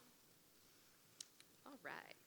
I like having an assistant. That way I don't get halfway through the report and realize I didn't switch the slides. It's very nice. All right, this is the tax year chart. You'll notice the largest section is the 2019s. As I mentioned before, we started working on these in July. It's about 40% of the roll, and after 19, the segments get smaller and smaller. 10 and prior, there's very small percentages due on each of those tax years, and some of the reason for those older tax years may be that the account has an active deferral or that the properties are struck off, meaning we filed a lawsuit, took a judgment, went to the courthouse steps to sell the property, and nobody bid on it. And in that case, the property goes into what we call the tax trust, and the ISD holds it in trust for the benefit of the other taxing jurisdictions that were also due taxes. And we maintain a list of those properties on our website, www.pbfcm.com. So if you're ever interested in checking out the resale list, you can go look there. And anytime bidders can place private sealed bids. And then ever so often, when the inventory gets high, we'll have a public resale and we'll offer them at a discounted rate. We don't have to do that a lot here because people like buying property here and they don't often get in the tax trust. Usually people are purchasing at the tax sale, which is a good thing. All right, and our next 6 charts are our historical collection data. There are our bar graphs for 14 through 19, and I'll focus on the last 2. They just show you where we are on a particular year and how we've trended with our collections through the years. So the last 2 are 18, and you'll see that we are in a partial year 2 of collections on that, and we're a little under 73%. I'm sorry, I skipped a lot of slides on you. I went third to the last. It'll say 2018 percentages at the top. There you go. Thank you so much. And then the next slide is the 2019 percentage of collection. And you'll see we're at 47.05% collected. On this, it's a partial year. We started July 1 with this bunch of the turnover. And then that last chart that I mentioned at the beginning of the report just shows the 2019 base tax levy for the school district, and it shows you that big blue portion is what the tax office collected before it was turned over to me, and the little red portion at 2.32% is what was turned over to us. So I like to use this chart just to illustrate that the district does not have a delinquent tax problem, that the taxpayers here are paying their taxes, and almost all of them on time. They're not leaving me much, which is a good thing. Are there any questions? Do you feel like there's going to be any kind of fallout from COVID on people being able to pay the tax, whether it's businesses or individuals? We're certainly going to see it for businesses. People will do what they need to do to maintain their home. For example, one of the largest accounts on the roll, and I notified the school about it already, is a business that's struggling, and I've tried very hard to make a deal with them before we filed suit, and it looks like we're going to have to go the lawsuit way, but that's a good example. It's the #1 delinquency on the roll, and it's a business, so we will see some businesses. They're in the oil and gas industry, so hopefully it'll turn around at some point, as it has through the history of time, but it's just a matter of time and whether they can hang on. So we plan to work with them, and hopefully they will keep their doors open. But I think we will see some. I mean, because certainly the 3% might grow, and also your job might get harder. Yes, I mean, yes, that 3% will be harder to collect in an economic downturn such as this, but people will find a way to maintain their homes and that sort of thing. Any other questions? As always, I appreciate the opportunity to come and give the report and see everybody, and it's an honor to represent the school district, and hope y'all would contact me if y'all ever have any questions or need anything. Ms. Scotty, thank you so much for what you do and for Purdue Brandon and making sure that all the work you do that's usually behind the scenes takes care of it and make sure those dollars keep flowing to the district. So we appreciate you for that work. Absolutely, my pleasure. Thank you all. Stay safe.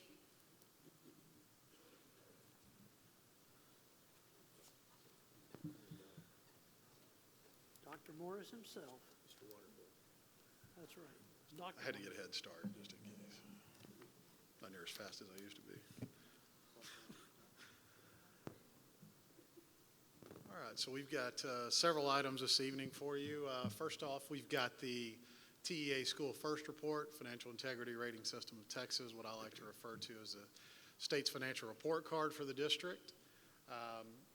I'll go through this fairly quickly, but we'll certainly stop for any questions. Tonight's data is based on the 18-19 fiscal year and for staffing purposes and for enrollment as well. Okay, so please keep that in mind. On the next slide, just as a quick reminder, for the last 5 years, TA scoring-wise, created the rating guidelines of superior, above standard, meet standard, so forth, and also assigned the letter grade with a score as well. Okay? And then here's a history on the following slide. You might go back, I think, one. There you go. Kind of before we drum roll into the New Year score, this is a brief history where we have maintained an A, a superior grade of A, 96 the last 2 years and 98 the year before that. So as we transition to the 18-19 data for 19-20 presentation purposes, I'm proud to announce that we once again received a superior rating with a letter grade of A and a score of 98. So we increased by 2 points. Very pleased with that score. I'll go in and I'll go through some of these indicators very quickly, so bear with me. I know we've been through several presentations already but this evening. But the first 5 indicators are what's known as critical indicators. So an answer to no of any of these questions means that you automatically receive a substandard score. Okay, so please keep that in mind. But they are very, very simple. Let me see. Was our audit submitted to TEA on time? Of course, the answer to that is yes. Did we receive an unmodified opinion from our auditors, which is the strongest one available? The answer to that is yes. Did the external auditor report that the audit was free from any material weakness? And of course, the answer to that was yes as well. Was the school district in compliance with payment for all of our debt obligations? And proud to say that the answer to that is yes. Not just yet, but we paid off some very early as well. So, indicator number 4, did the school district make timely payments to the entities listed there, which are very important? Of course, the answer to that is yes as well. Indicator number 5, was the district's unrestricted net asset balance greater than 0? For the second year in a row, TEA chose to not score that indicator for various reasons. I know we're moving fairly quickly, but just bear with me. Indicator number 6, this has to do with fund balance. And based on the amount of fund balance that you have on hand in your reserves, you get a scaled score. So any district who had greater than 90 days or 3 months of operating expenses in fund balance in their general fund received a 10. And our fund balance to date at the end of 18-19 was 108 days. So it's a good position to be in. And of course, that's something that we focus on each and every year that the board is aware of. Indicator number 7, was the measure of assets to current liabilities ratio sufficient to cover the short-term debt? Those are those items due within 1 year. And of course, the ratio assigned, anything that exceeded 3 received a score of 10, and our ratio was 4.27. Okay? Indicator number 8, which is my least favorite indicator for several years now. Was the ratio of long-term liabilities to total assets sufficient to support long-term solvency? And I think the board knows where I stand on this. I will not get on my soapbox as it relates to the language and the calculation. We did score better than we did in the previous year because of some of the debt that we paid off early. We scored 8 of 10. This is the sole indicator where we failed or just narrowly missed the perfect mark. And I'll go into this one in just a little bit more detail in just a moment. So we'll carry on with the others real quickly. Indicator number 9, did revenue exceed expenses in your general fund? Otherwise, did you have a surplus budget? And the answer was most definitely us. We had a $6 million gross surplus in our general fund for 18-19. You guys stop me, I know I'm moving quickly. Indicator number 10, was the debt service coverage ratio sufficient to meet the required debt service? And the ratio there, anything that exceeds the 1.20 mark received a perfect score, and our ratio was 1.62.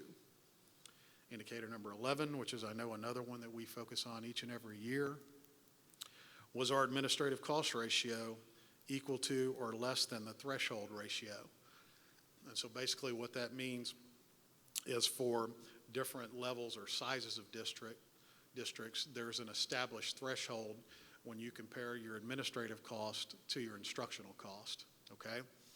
So for districts our size, if you had less than 8.55% of administrative cost as it relates to instructional cost, then you scored a perfect score of 10. In other words, you could spend about 8.5% of your budget as it relates to instructional expenses on admin, that's general admin, and we spent right at 7%. So that's something that we're proud of each and every year as we talk about during budget building process.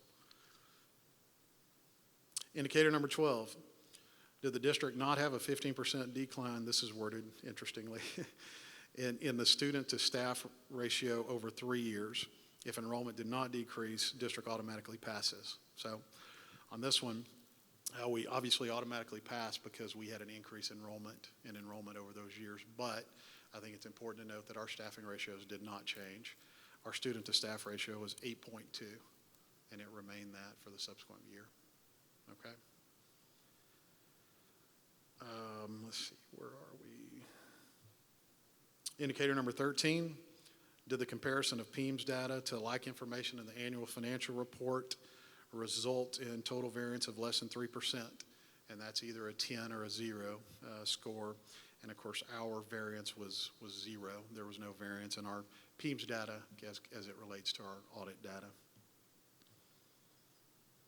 Indicator number 14, was our annual financial report free of material noncompliance for grants, contracts, laws related to local, state, and federal funds?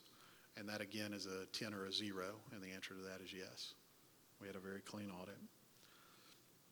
Indicator number 15, the final indicator, did the school district not receive an adjusted repayment schedule for more than one fiscal year for an allocation of FSP funds as a result of a financial hardship?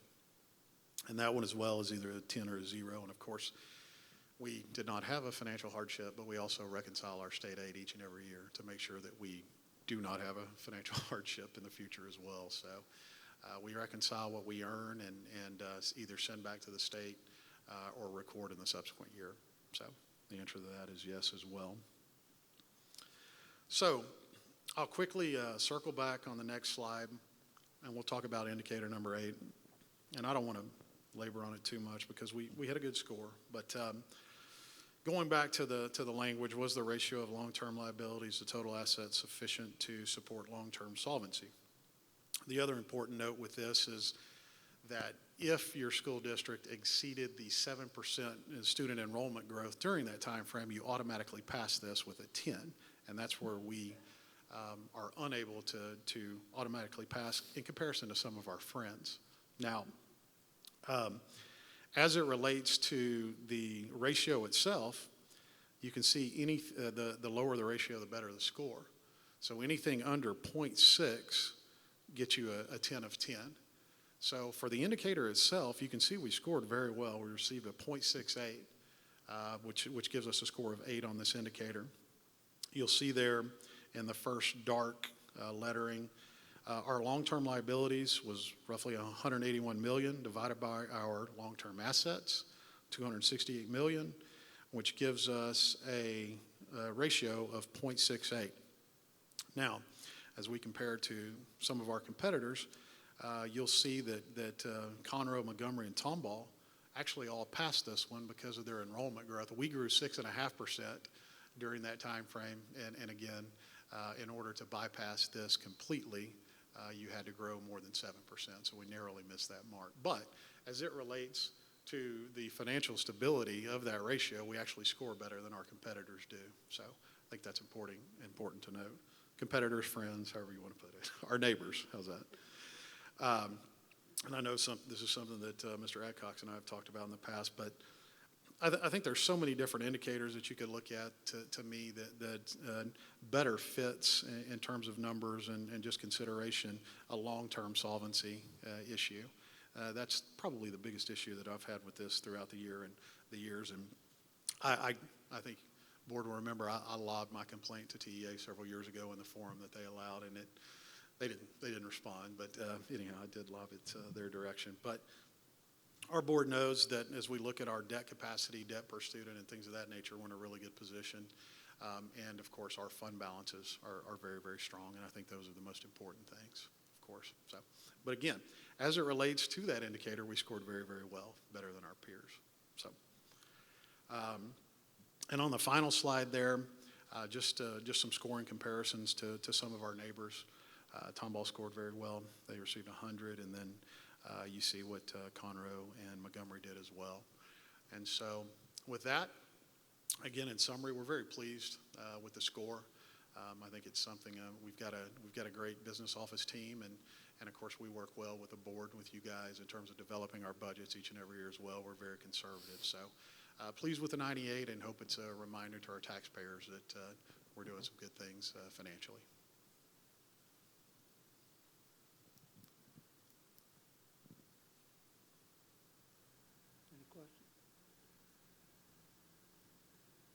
And then, of course, if there are none, we'll need to go into open public hearing format quickly. I don't know, we may already be there. So, okay, that's an outstanding score, right? So now we're going to conduct a public hearing regarding the Financial Accountability Rating First Report. And anybody that has any comments or testimony regarding the report may come to the mic and speak to us. It's a hearing and not an opportunity for questioning the board, but any questions should be addressed to the appropriate administrator outside the hearing and the board meeting. So if there's no further comments by Dr. Morris, we'll allow any comments of anybody here.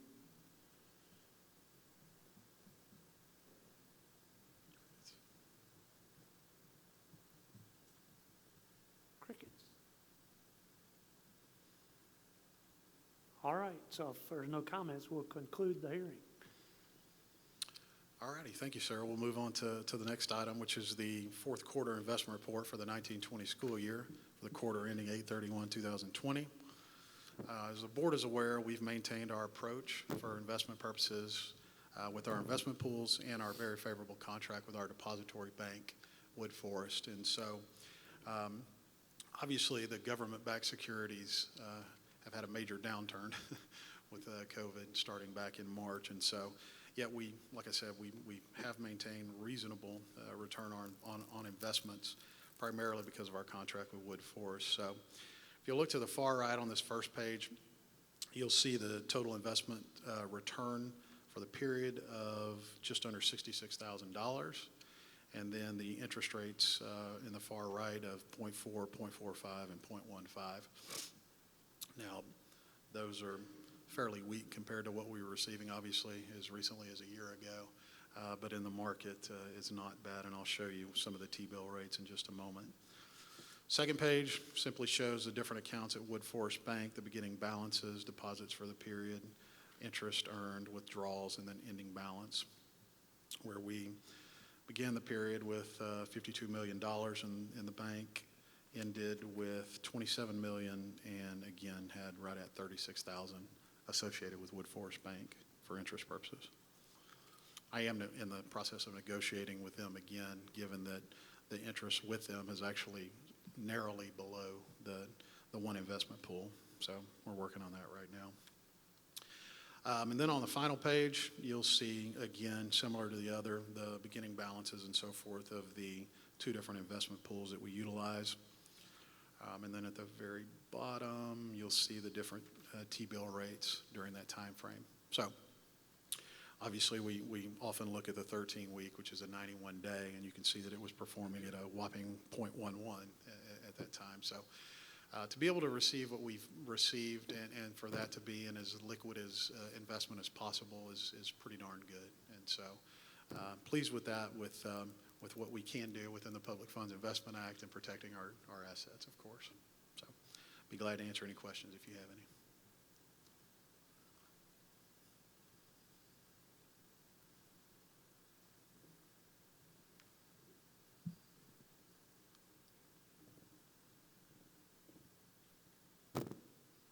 All right.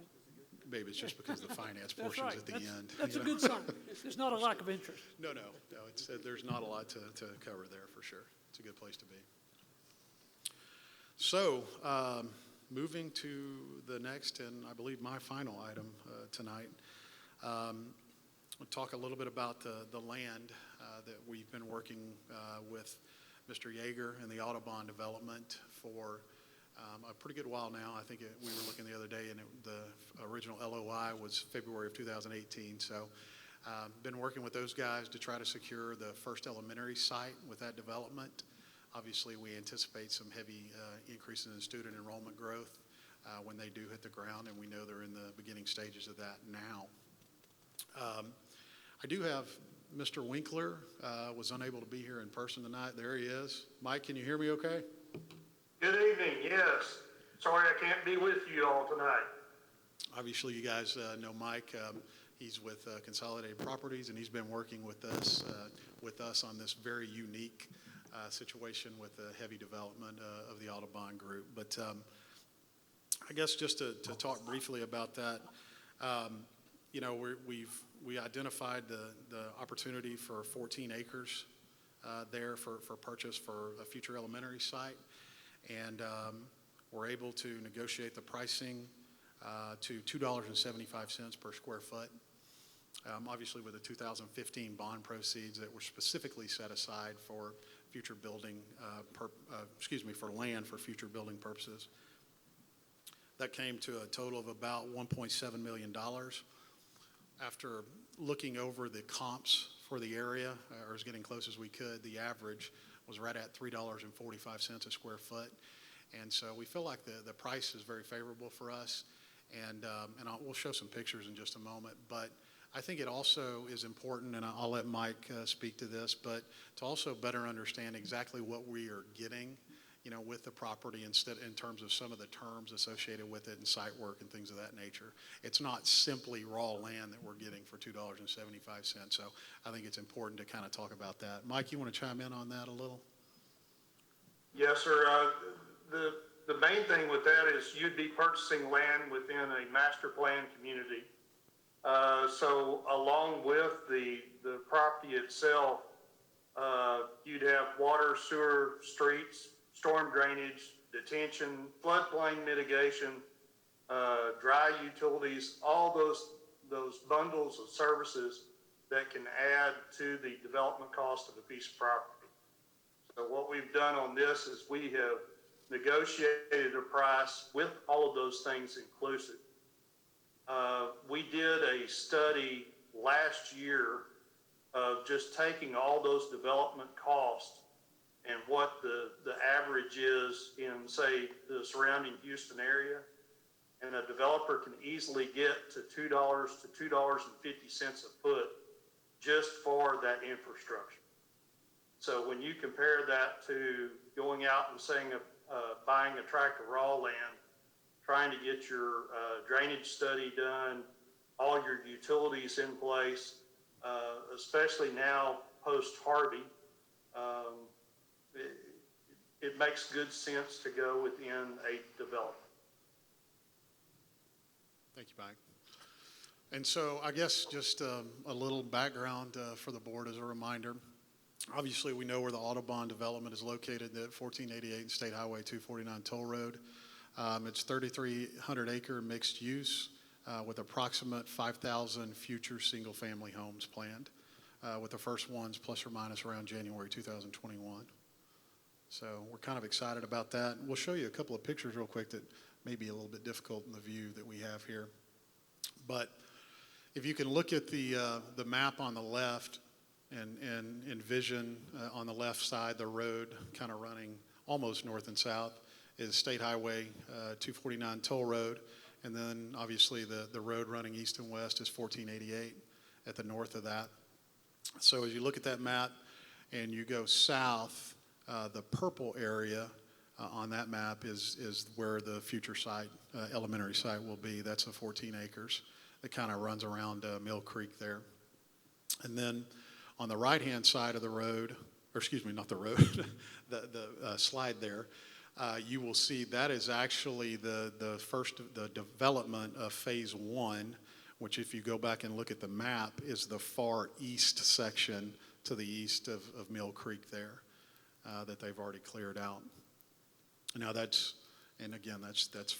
not where the school district is on the right picture on the right, but that's the first phase. So the next slide will also show the same map on the left, but for consideration purposes, you can then see where the arrow is on the right. And if you shifted that page, the picture on the right, a little bit, that road to the left is actually the 249 toll road. And so where that arrow is the future school district elementary campus site. So it's kind of cool to see it that they're already moving forward with site work and things of that nature. And I think the last slide just has a couple of pictures there of some of the site work that's going on.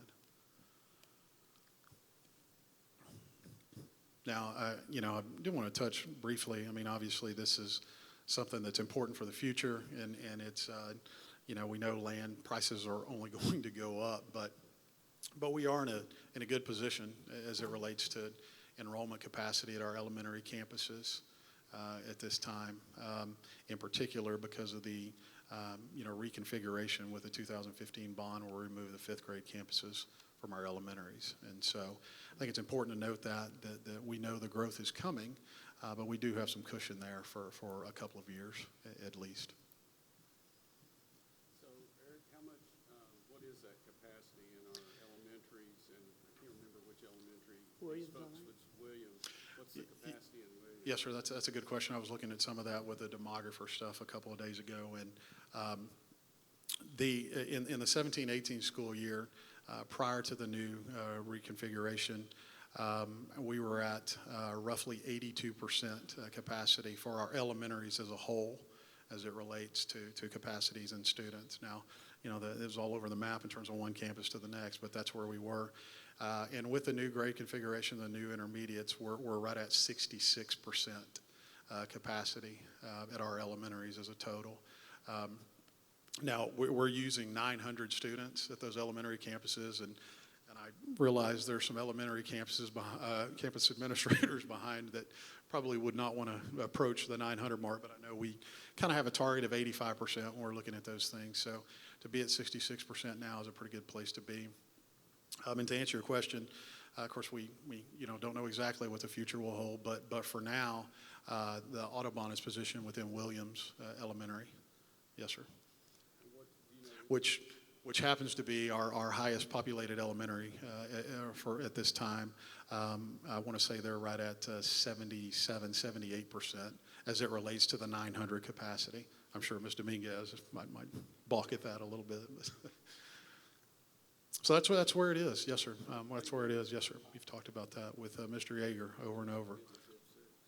And I know I was unable to attend, but Dr. Stevens and Mr. Winkler and I think Dr. Bullock and a few others were able to make a trip out to the site a couple of weeks ago, and they were telling me just how awesome that trip was. So, anything else, Mike, you can think of that you want to add?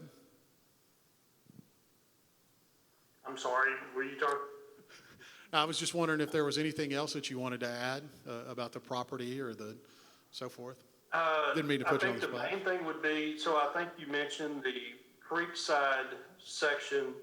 Those lots are planned to be on the ground January of 2021. And those lots will range between 250 to 350,000 with finished homes. The next section would be Audubon Park, which is just to the west across Mill Creek. Those homes will range from 350,000 to 600,000. Those lots will be on the ground March of 21. So between those two sections, that's potential tax base of $145 million. Thank and you. It's going to happen soon. Yeah, thank you for that, Mike. We actually reached out to Mr. Yeager in preparation of our bond rating call not too long ago to see what he could provide with that anticipated increase in tax base, and that was huge. You know, I think that's going to be very meaningful for us. Thank you, Mike. Sure. So, it is our recommendation tonight to approve the resolution for the purchase of the land of 14 acres at the Audubon development. Well, so if you look into your crystal ball a little bit, and you have a school of 900, say it holds 700, how long will it, what does the crystal ball say, how long it takes to get 700 kids in that development? I think the good news right now is, again, the capacity that we have at our existing elementaries, and as you get into the middle school, junior high level, that's as we look at it as a whole, is a little bit more probably next concern. But I think you can look at anywhere between 5 to 8 years, something like that, unless it just gets really, really aggressive, which it could happen. We know there's other developments, and Mike can speak to that as well, of 1486 and some others that, if they really start moving when and I know we're already up to 1488 with a tollway, but when it gets through 1486 and so forth, it's possible that it could be heavier growth than that. But I would say 5 years is good at this point for elementary purposes. But the obvious trigger point's filling up Williams, right? Absolutely.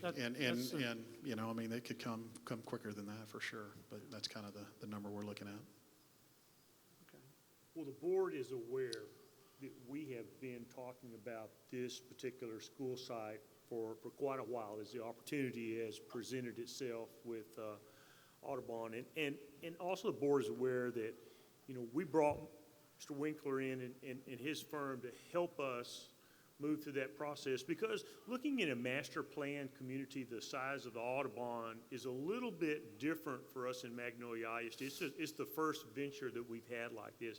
And obviously, as Mr. Morris was pointing out too, it's very exciting to look at the scope and the magnitude of a development like this coming down in Magnolia ISD. I really believe, as Mike was pointing out, the scope and the size and how fast some of those lots are going to turn, it's going to have an impact on Magnolia ISD, I think, very quickly, if not strictly from the residential standpoint, but also from the commercial standpoint of that, of what it's going to attract business-wise, from the tax base, and the kids will come as that a part of it.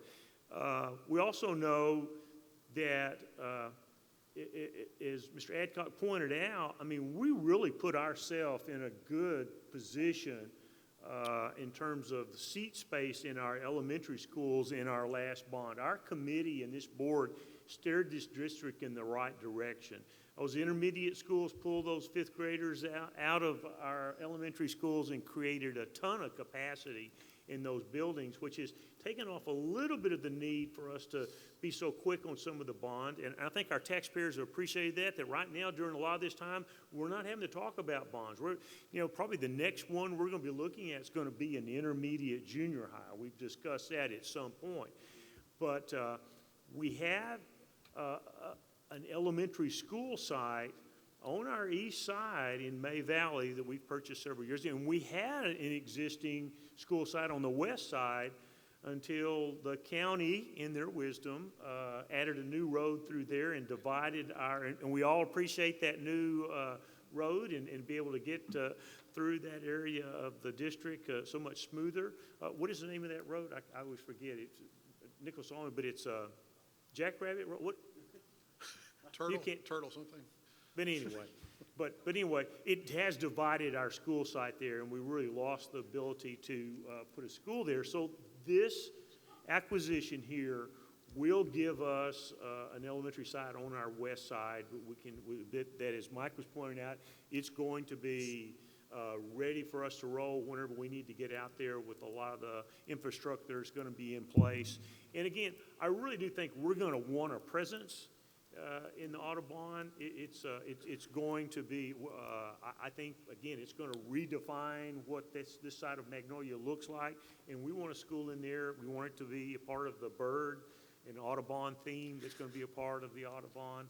But I'm very excited about it, and I really do think that Mike has helped us negotiate a very reasonable price with the infrastructure as a part of this in a master plan community. And I'm excited to see what it brings to Magnolia, and for us to get a site in there when the time's right, when the kids are right, and we're still in a great position in terms of that. But when the growth comes, we're going to have a facility and a place to be, or a site to be able to put it, and be able to work with Mr. Yeager and what they would love to see in terms of what that facility would look like in there, matching some of the theme and motif that they have a part of that. So anyway, I'm excited about it. How many homes do they anticipate in there? Mike, what's the total number of homes that we're looking at in the Audubon, Mike? Right now, they're estimating 5,000.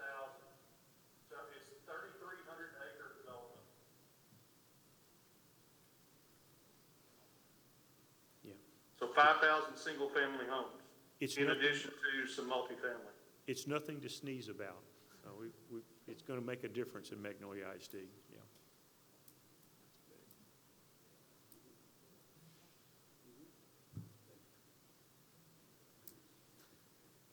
Okay, any other questions? All right, so we need a motion that we approve the resolution approving the purchase of 14.04 acres, real property located in the city of Magnolia, ETJ, north of Highway 249 and east of 1488, from Audubon Magnolia Development, LLC, and authorizing Dr. Todd to execute the proposed sale and purchase contract to investigate the property, and upon satisfactory completion of the investigation, to tender the purchase price of the property and the amount of closing and other costs to the title company for payment to the seller of the property, and to execute any documents necessary to complete the purchase. So we need a motion for that. Christie, motion. Second, Joe. All in favor? That motion passes. So, good stuff. Thank you. Thank you all, and thank you, Mike, for tuning in. Appreciate it, sir. Thank you all. Big opportunity. Thank you, Mike. Night, Mike.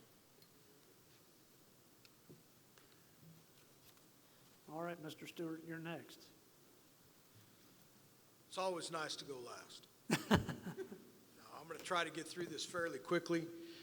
Every third year, we go through an audit that goes through all of our safety protocols. That's a lot broader than you can imagine, because it deals with everything ranging from distance of all of our schools to railroad tracks to hazardous pipes to, you name it, fire drills and the whole bit. So fortunately, we won't go through that. I will tell you that it takes place every third year, so we've had 2 legislative sessions since the last time I gave this report.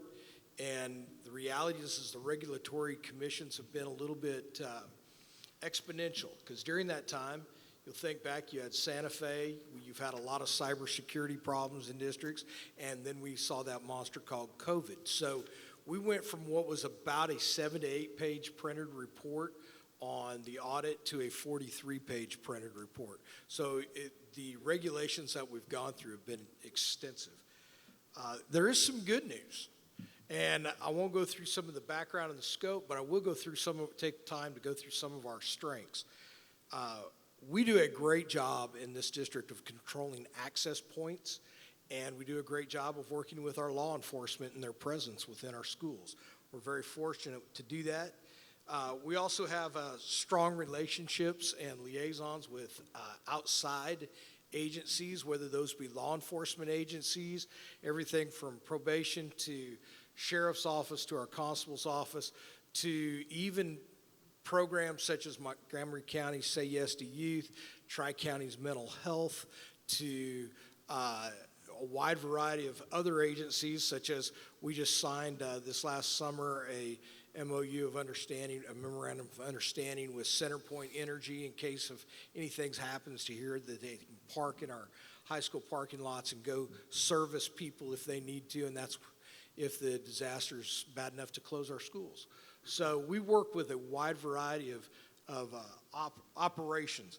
We've also taken our campus crisis handbooks and we've moved those to electronic version. Every staff member, paraprofessional, law enforcement, teacher, administrator has those on their phone, their campus phone. Susan McKinney kind of spearheaded that transition from getting out of the paper cycle and into the electronic cycle, and it's really been beneficial, and our administrators greatly appreciate it. So if we do have to update it, every time they dial into that phone, pull it up on their phone, it automatically updates and they're done. So it's been kind of a nice piece. We spend a lot of time planning and preparing for future events. A lot of people don't realize this. You guys do because you hear some of this, but just for the sake of the audience, every law enforcement agency in our county conducts scenario training within our schools. Most of the time it's in the evening. Sheriff's office usually does 11 to 5 in the morning. They do a lot of it in the summertime, but we have every SWAT team in the county's been in and out of our schools. And that, believe it or not, becomes kind of reassuring to us because they walk in and they're not cold to the layout. We also continue to work with our Raptor program, which protects us on visitors, and we updated that protocol a year and a half ago. And we also work with anonymous alerts, and anonymous alerts has really kind of changed its flavor this fall. We've had a lot of anonymous alerts come in regarding we think these kids have COVID. So we've had to chase that a little bit, but usually it helps us with bullying investigations, helps us with letting us know if there's any kind of criminal act that occurred on campus. The kids are very quick to put that in, especially at the junior high and high school levels. We also have continued to develop, implement, and update plans for working with COVID matters, and most of the time that feels like it's daily, but it really is probably more weekly. And then we do a good job of continuing to monitor our facilities, processes, everything that goes on matters of concern. We hear from the public every now and then, and we go check some things out, and most of our public is very concerned about the safety of our buildings, so we don't get a lot of frivolous requests. We get people who are really seriously wanting to help our schools, so that's been great. There were 4 areas of improvement I want to point out that we need to work through. One is to practice a reunification event. So what a reunification event kind of came out of the Santa Fe mess, where when the shooting took place, how did they get the parents and the kids back together? We haven't practiced one of those because we're not really sure how to do that. We are going to be working with the Texas School Safety Center and try to figure out if we can do that in a tabletop exercise. I think if we tried to do that any other way, we would kind of scare our community to death. And that's not the goal of safety, is not to frighten you, but it's to reassure you. So we have to figure out a good way to do that. We want to continue, per statute, we have to restructure our safety and security committee, and we plan to meet in December, and so we're kind of excited about that. We also want to improve our threat assessment team, and what that is when we start getting a kiddo who starts to make outcries of threats, you know, I'm going to shoot up that school, or I'm going to do this, or I might self-harm. This threat assessment team works diligently with the mental health issues that would drive kids to do that. We have those things in place, but we do want to unify the protocols and get a little better at it. We also will be presenting to you our expansive emergency operation plan in the spring. That will not be in the public session because there are things that we do with law enforcement and with mental health that are really not subject to community purview. So those are the 4 areas that we want to continue to improve. Obviously, if something presented itself in the meantime, an anomaly or something comes up that's new, we certainly would want to respond with all the due diligence that we have. So I think we do a great job with our safety, but it's a daily endeavor. It's something that we constantly have to work through. Jeff Hines been good on helping us monitor our drills and providing feedback to schools. We've there's just so much in this area that it's almost too much to take that much time to go through. But we think we're in good place. Obviously, this is just for review only, but if you have any questions, I would love to answer them.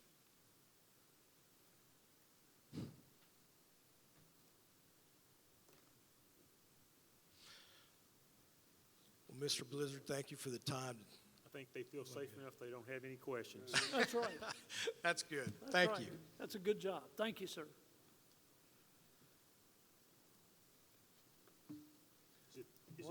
Is it that time? What else you got, man? I'm at the end of my rope with you guys. In more ways than one, right? Oh, it's been a good board meeting. That's right. There's Absolutely. good things to do. Got a chance to go get a school site, and That's right. we'll get That's a that big taken deal. care of. 5,000 homes is a big deal. It's going to be a big deal. It's going to be a big deal. We're going to embrace that as part of Magnolia and Magnolia ISD once it hits the ground running. And it's pretty impressive when you drive around out there. So, again, it would be remiss if we didn't say thank you to all of our administrators for being here. Dr. Martinez, please let me know when they have Pediatrician Month. And when they have that, we'll give you the night off that night. But until then, appreciate you being here with us. And again, thanks all our administrators for all the things you do that keep our kids and our schools up and running. We know that's been difficult, and it continues to be a challenge, but you do it with style and grace, and we really appreciate that every day. So with that, Absolutely. we're Thank ready you. to adjourn. Thank you all very much. Okay, so at this time, we're going to now recess to move into closed executive session for purposes permitted by pursuant to Texas Government Code 551.071, consultation with attorney, pursuant to Texas Government Code 551.072, discussion of purchase, sale, exchange, or value of real property. And finally, pursuant to Texas Government Code 551.074, personnel discussion and recommendations.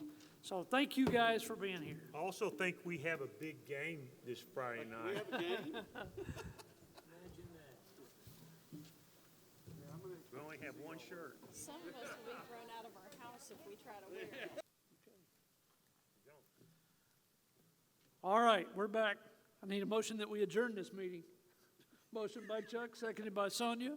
All those in favor? The meeting adjourned. The time is 10:15.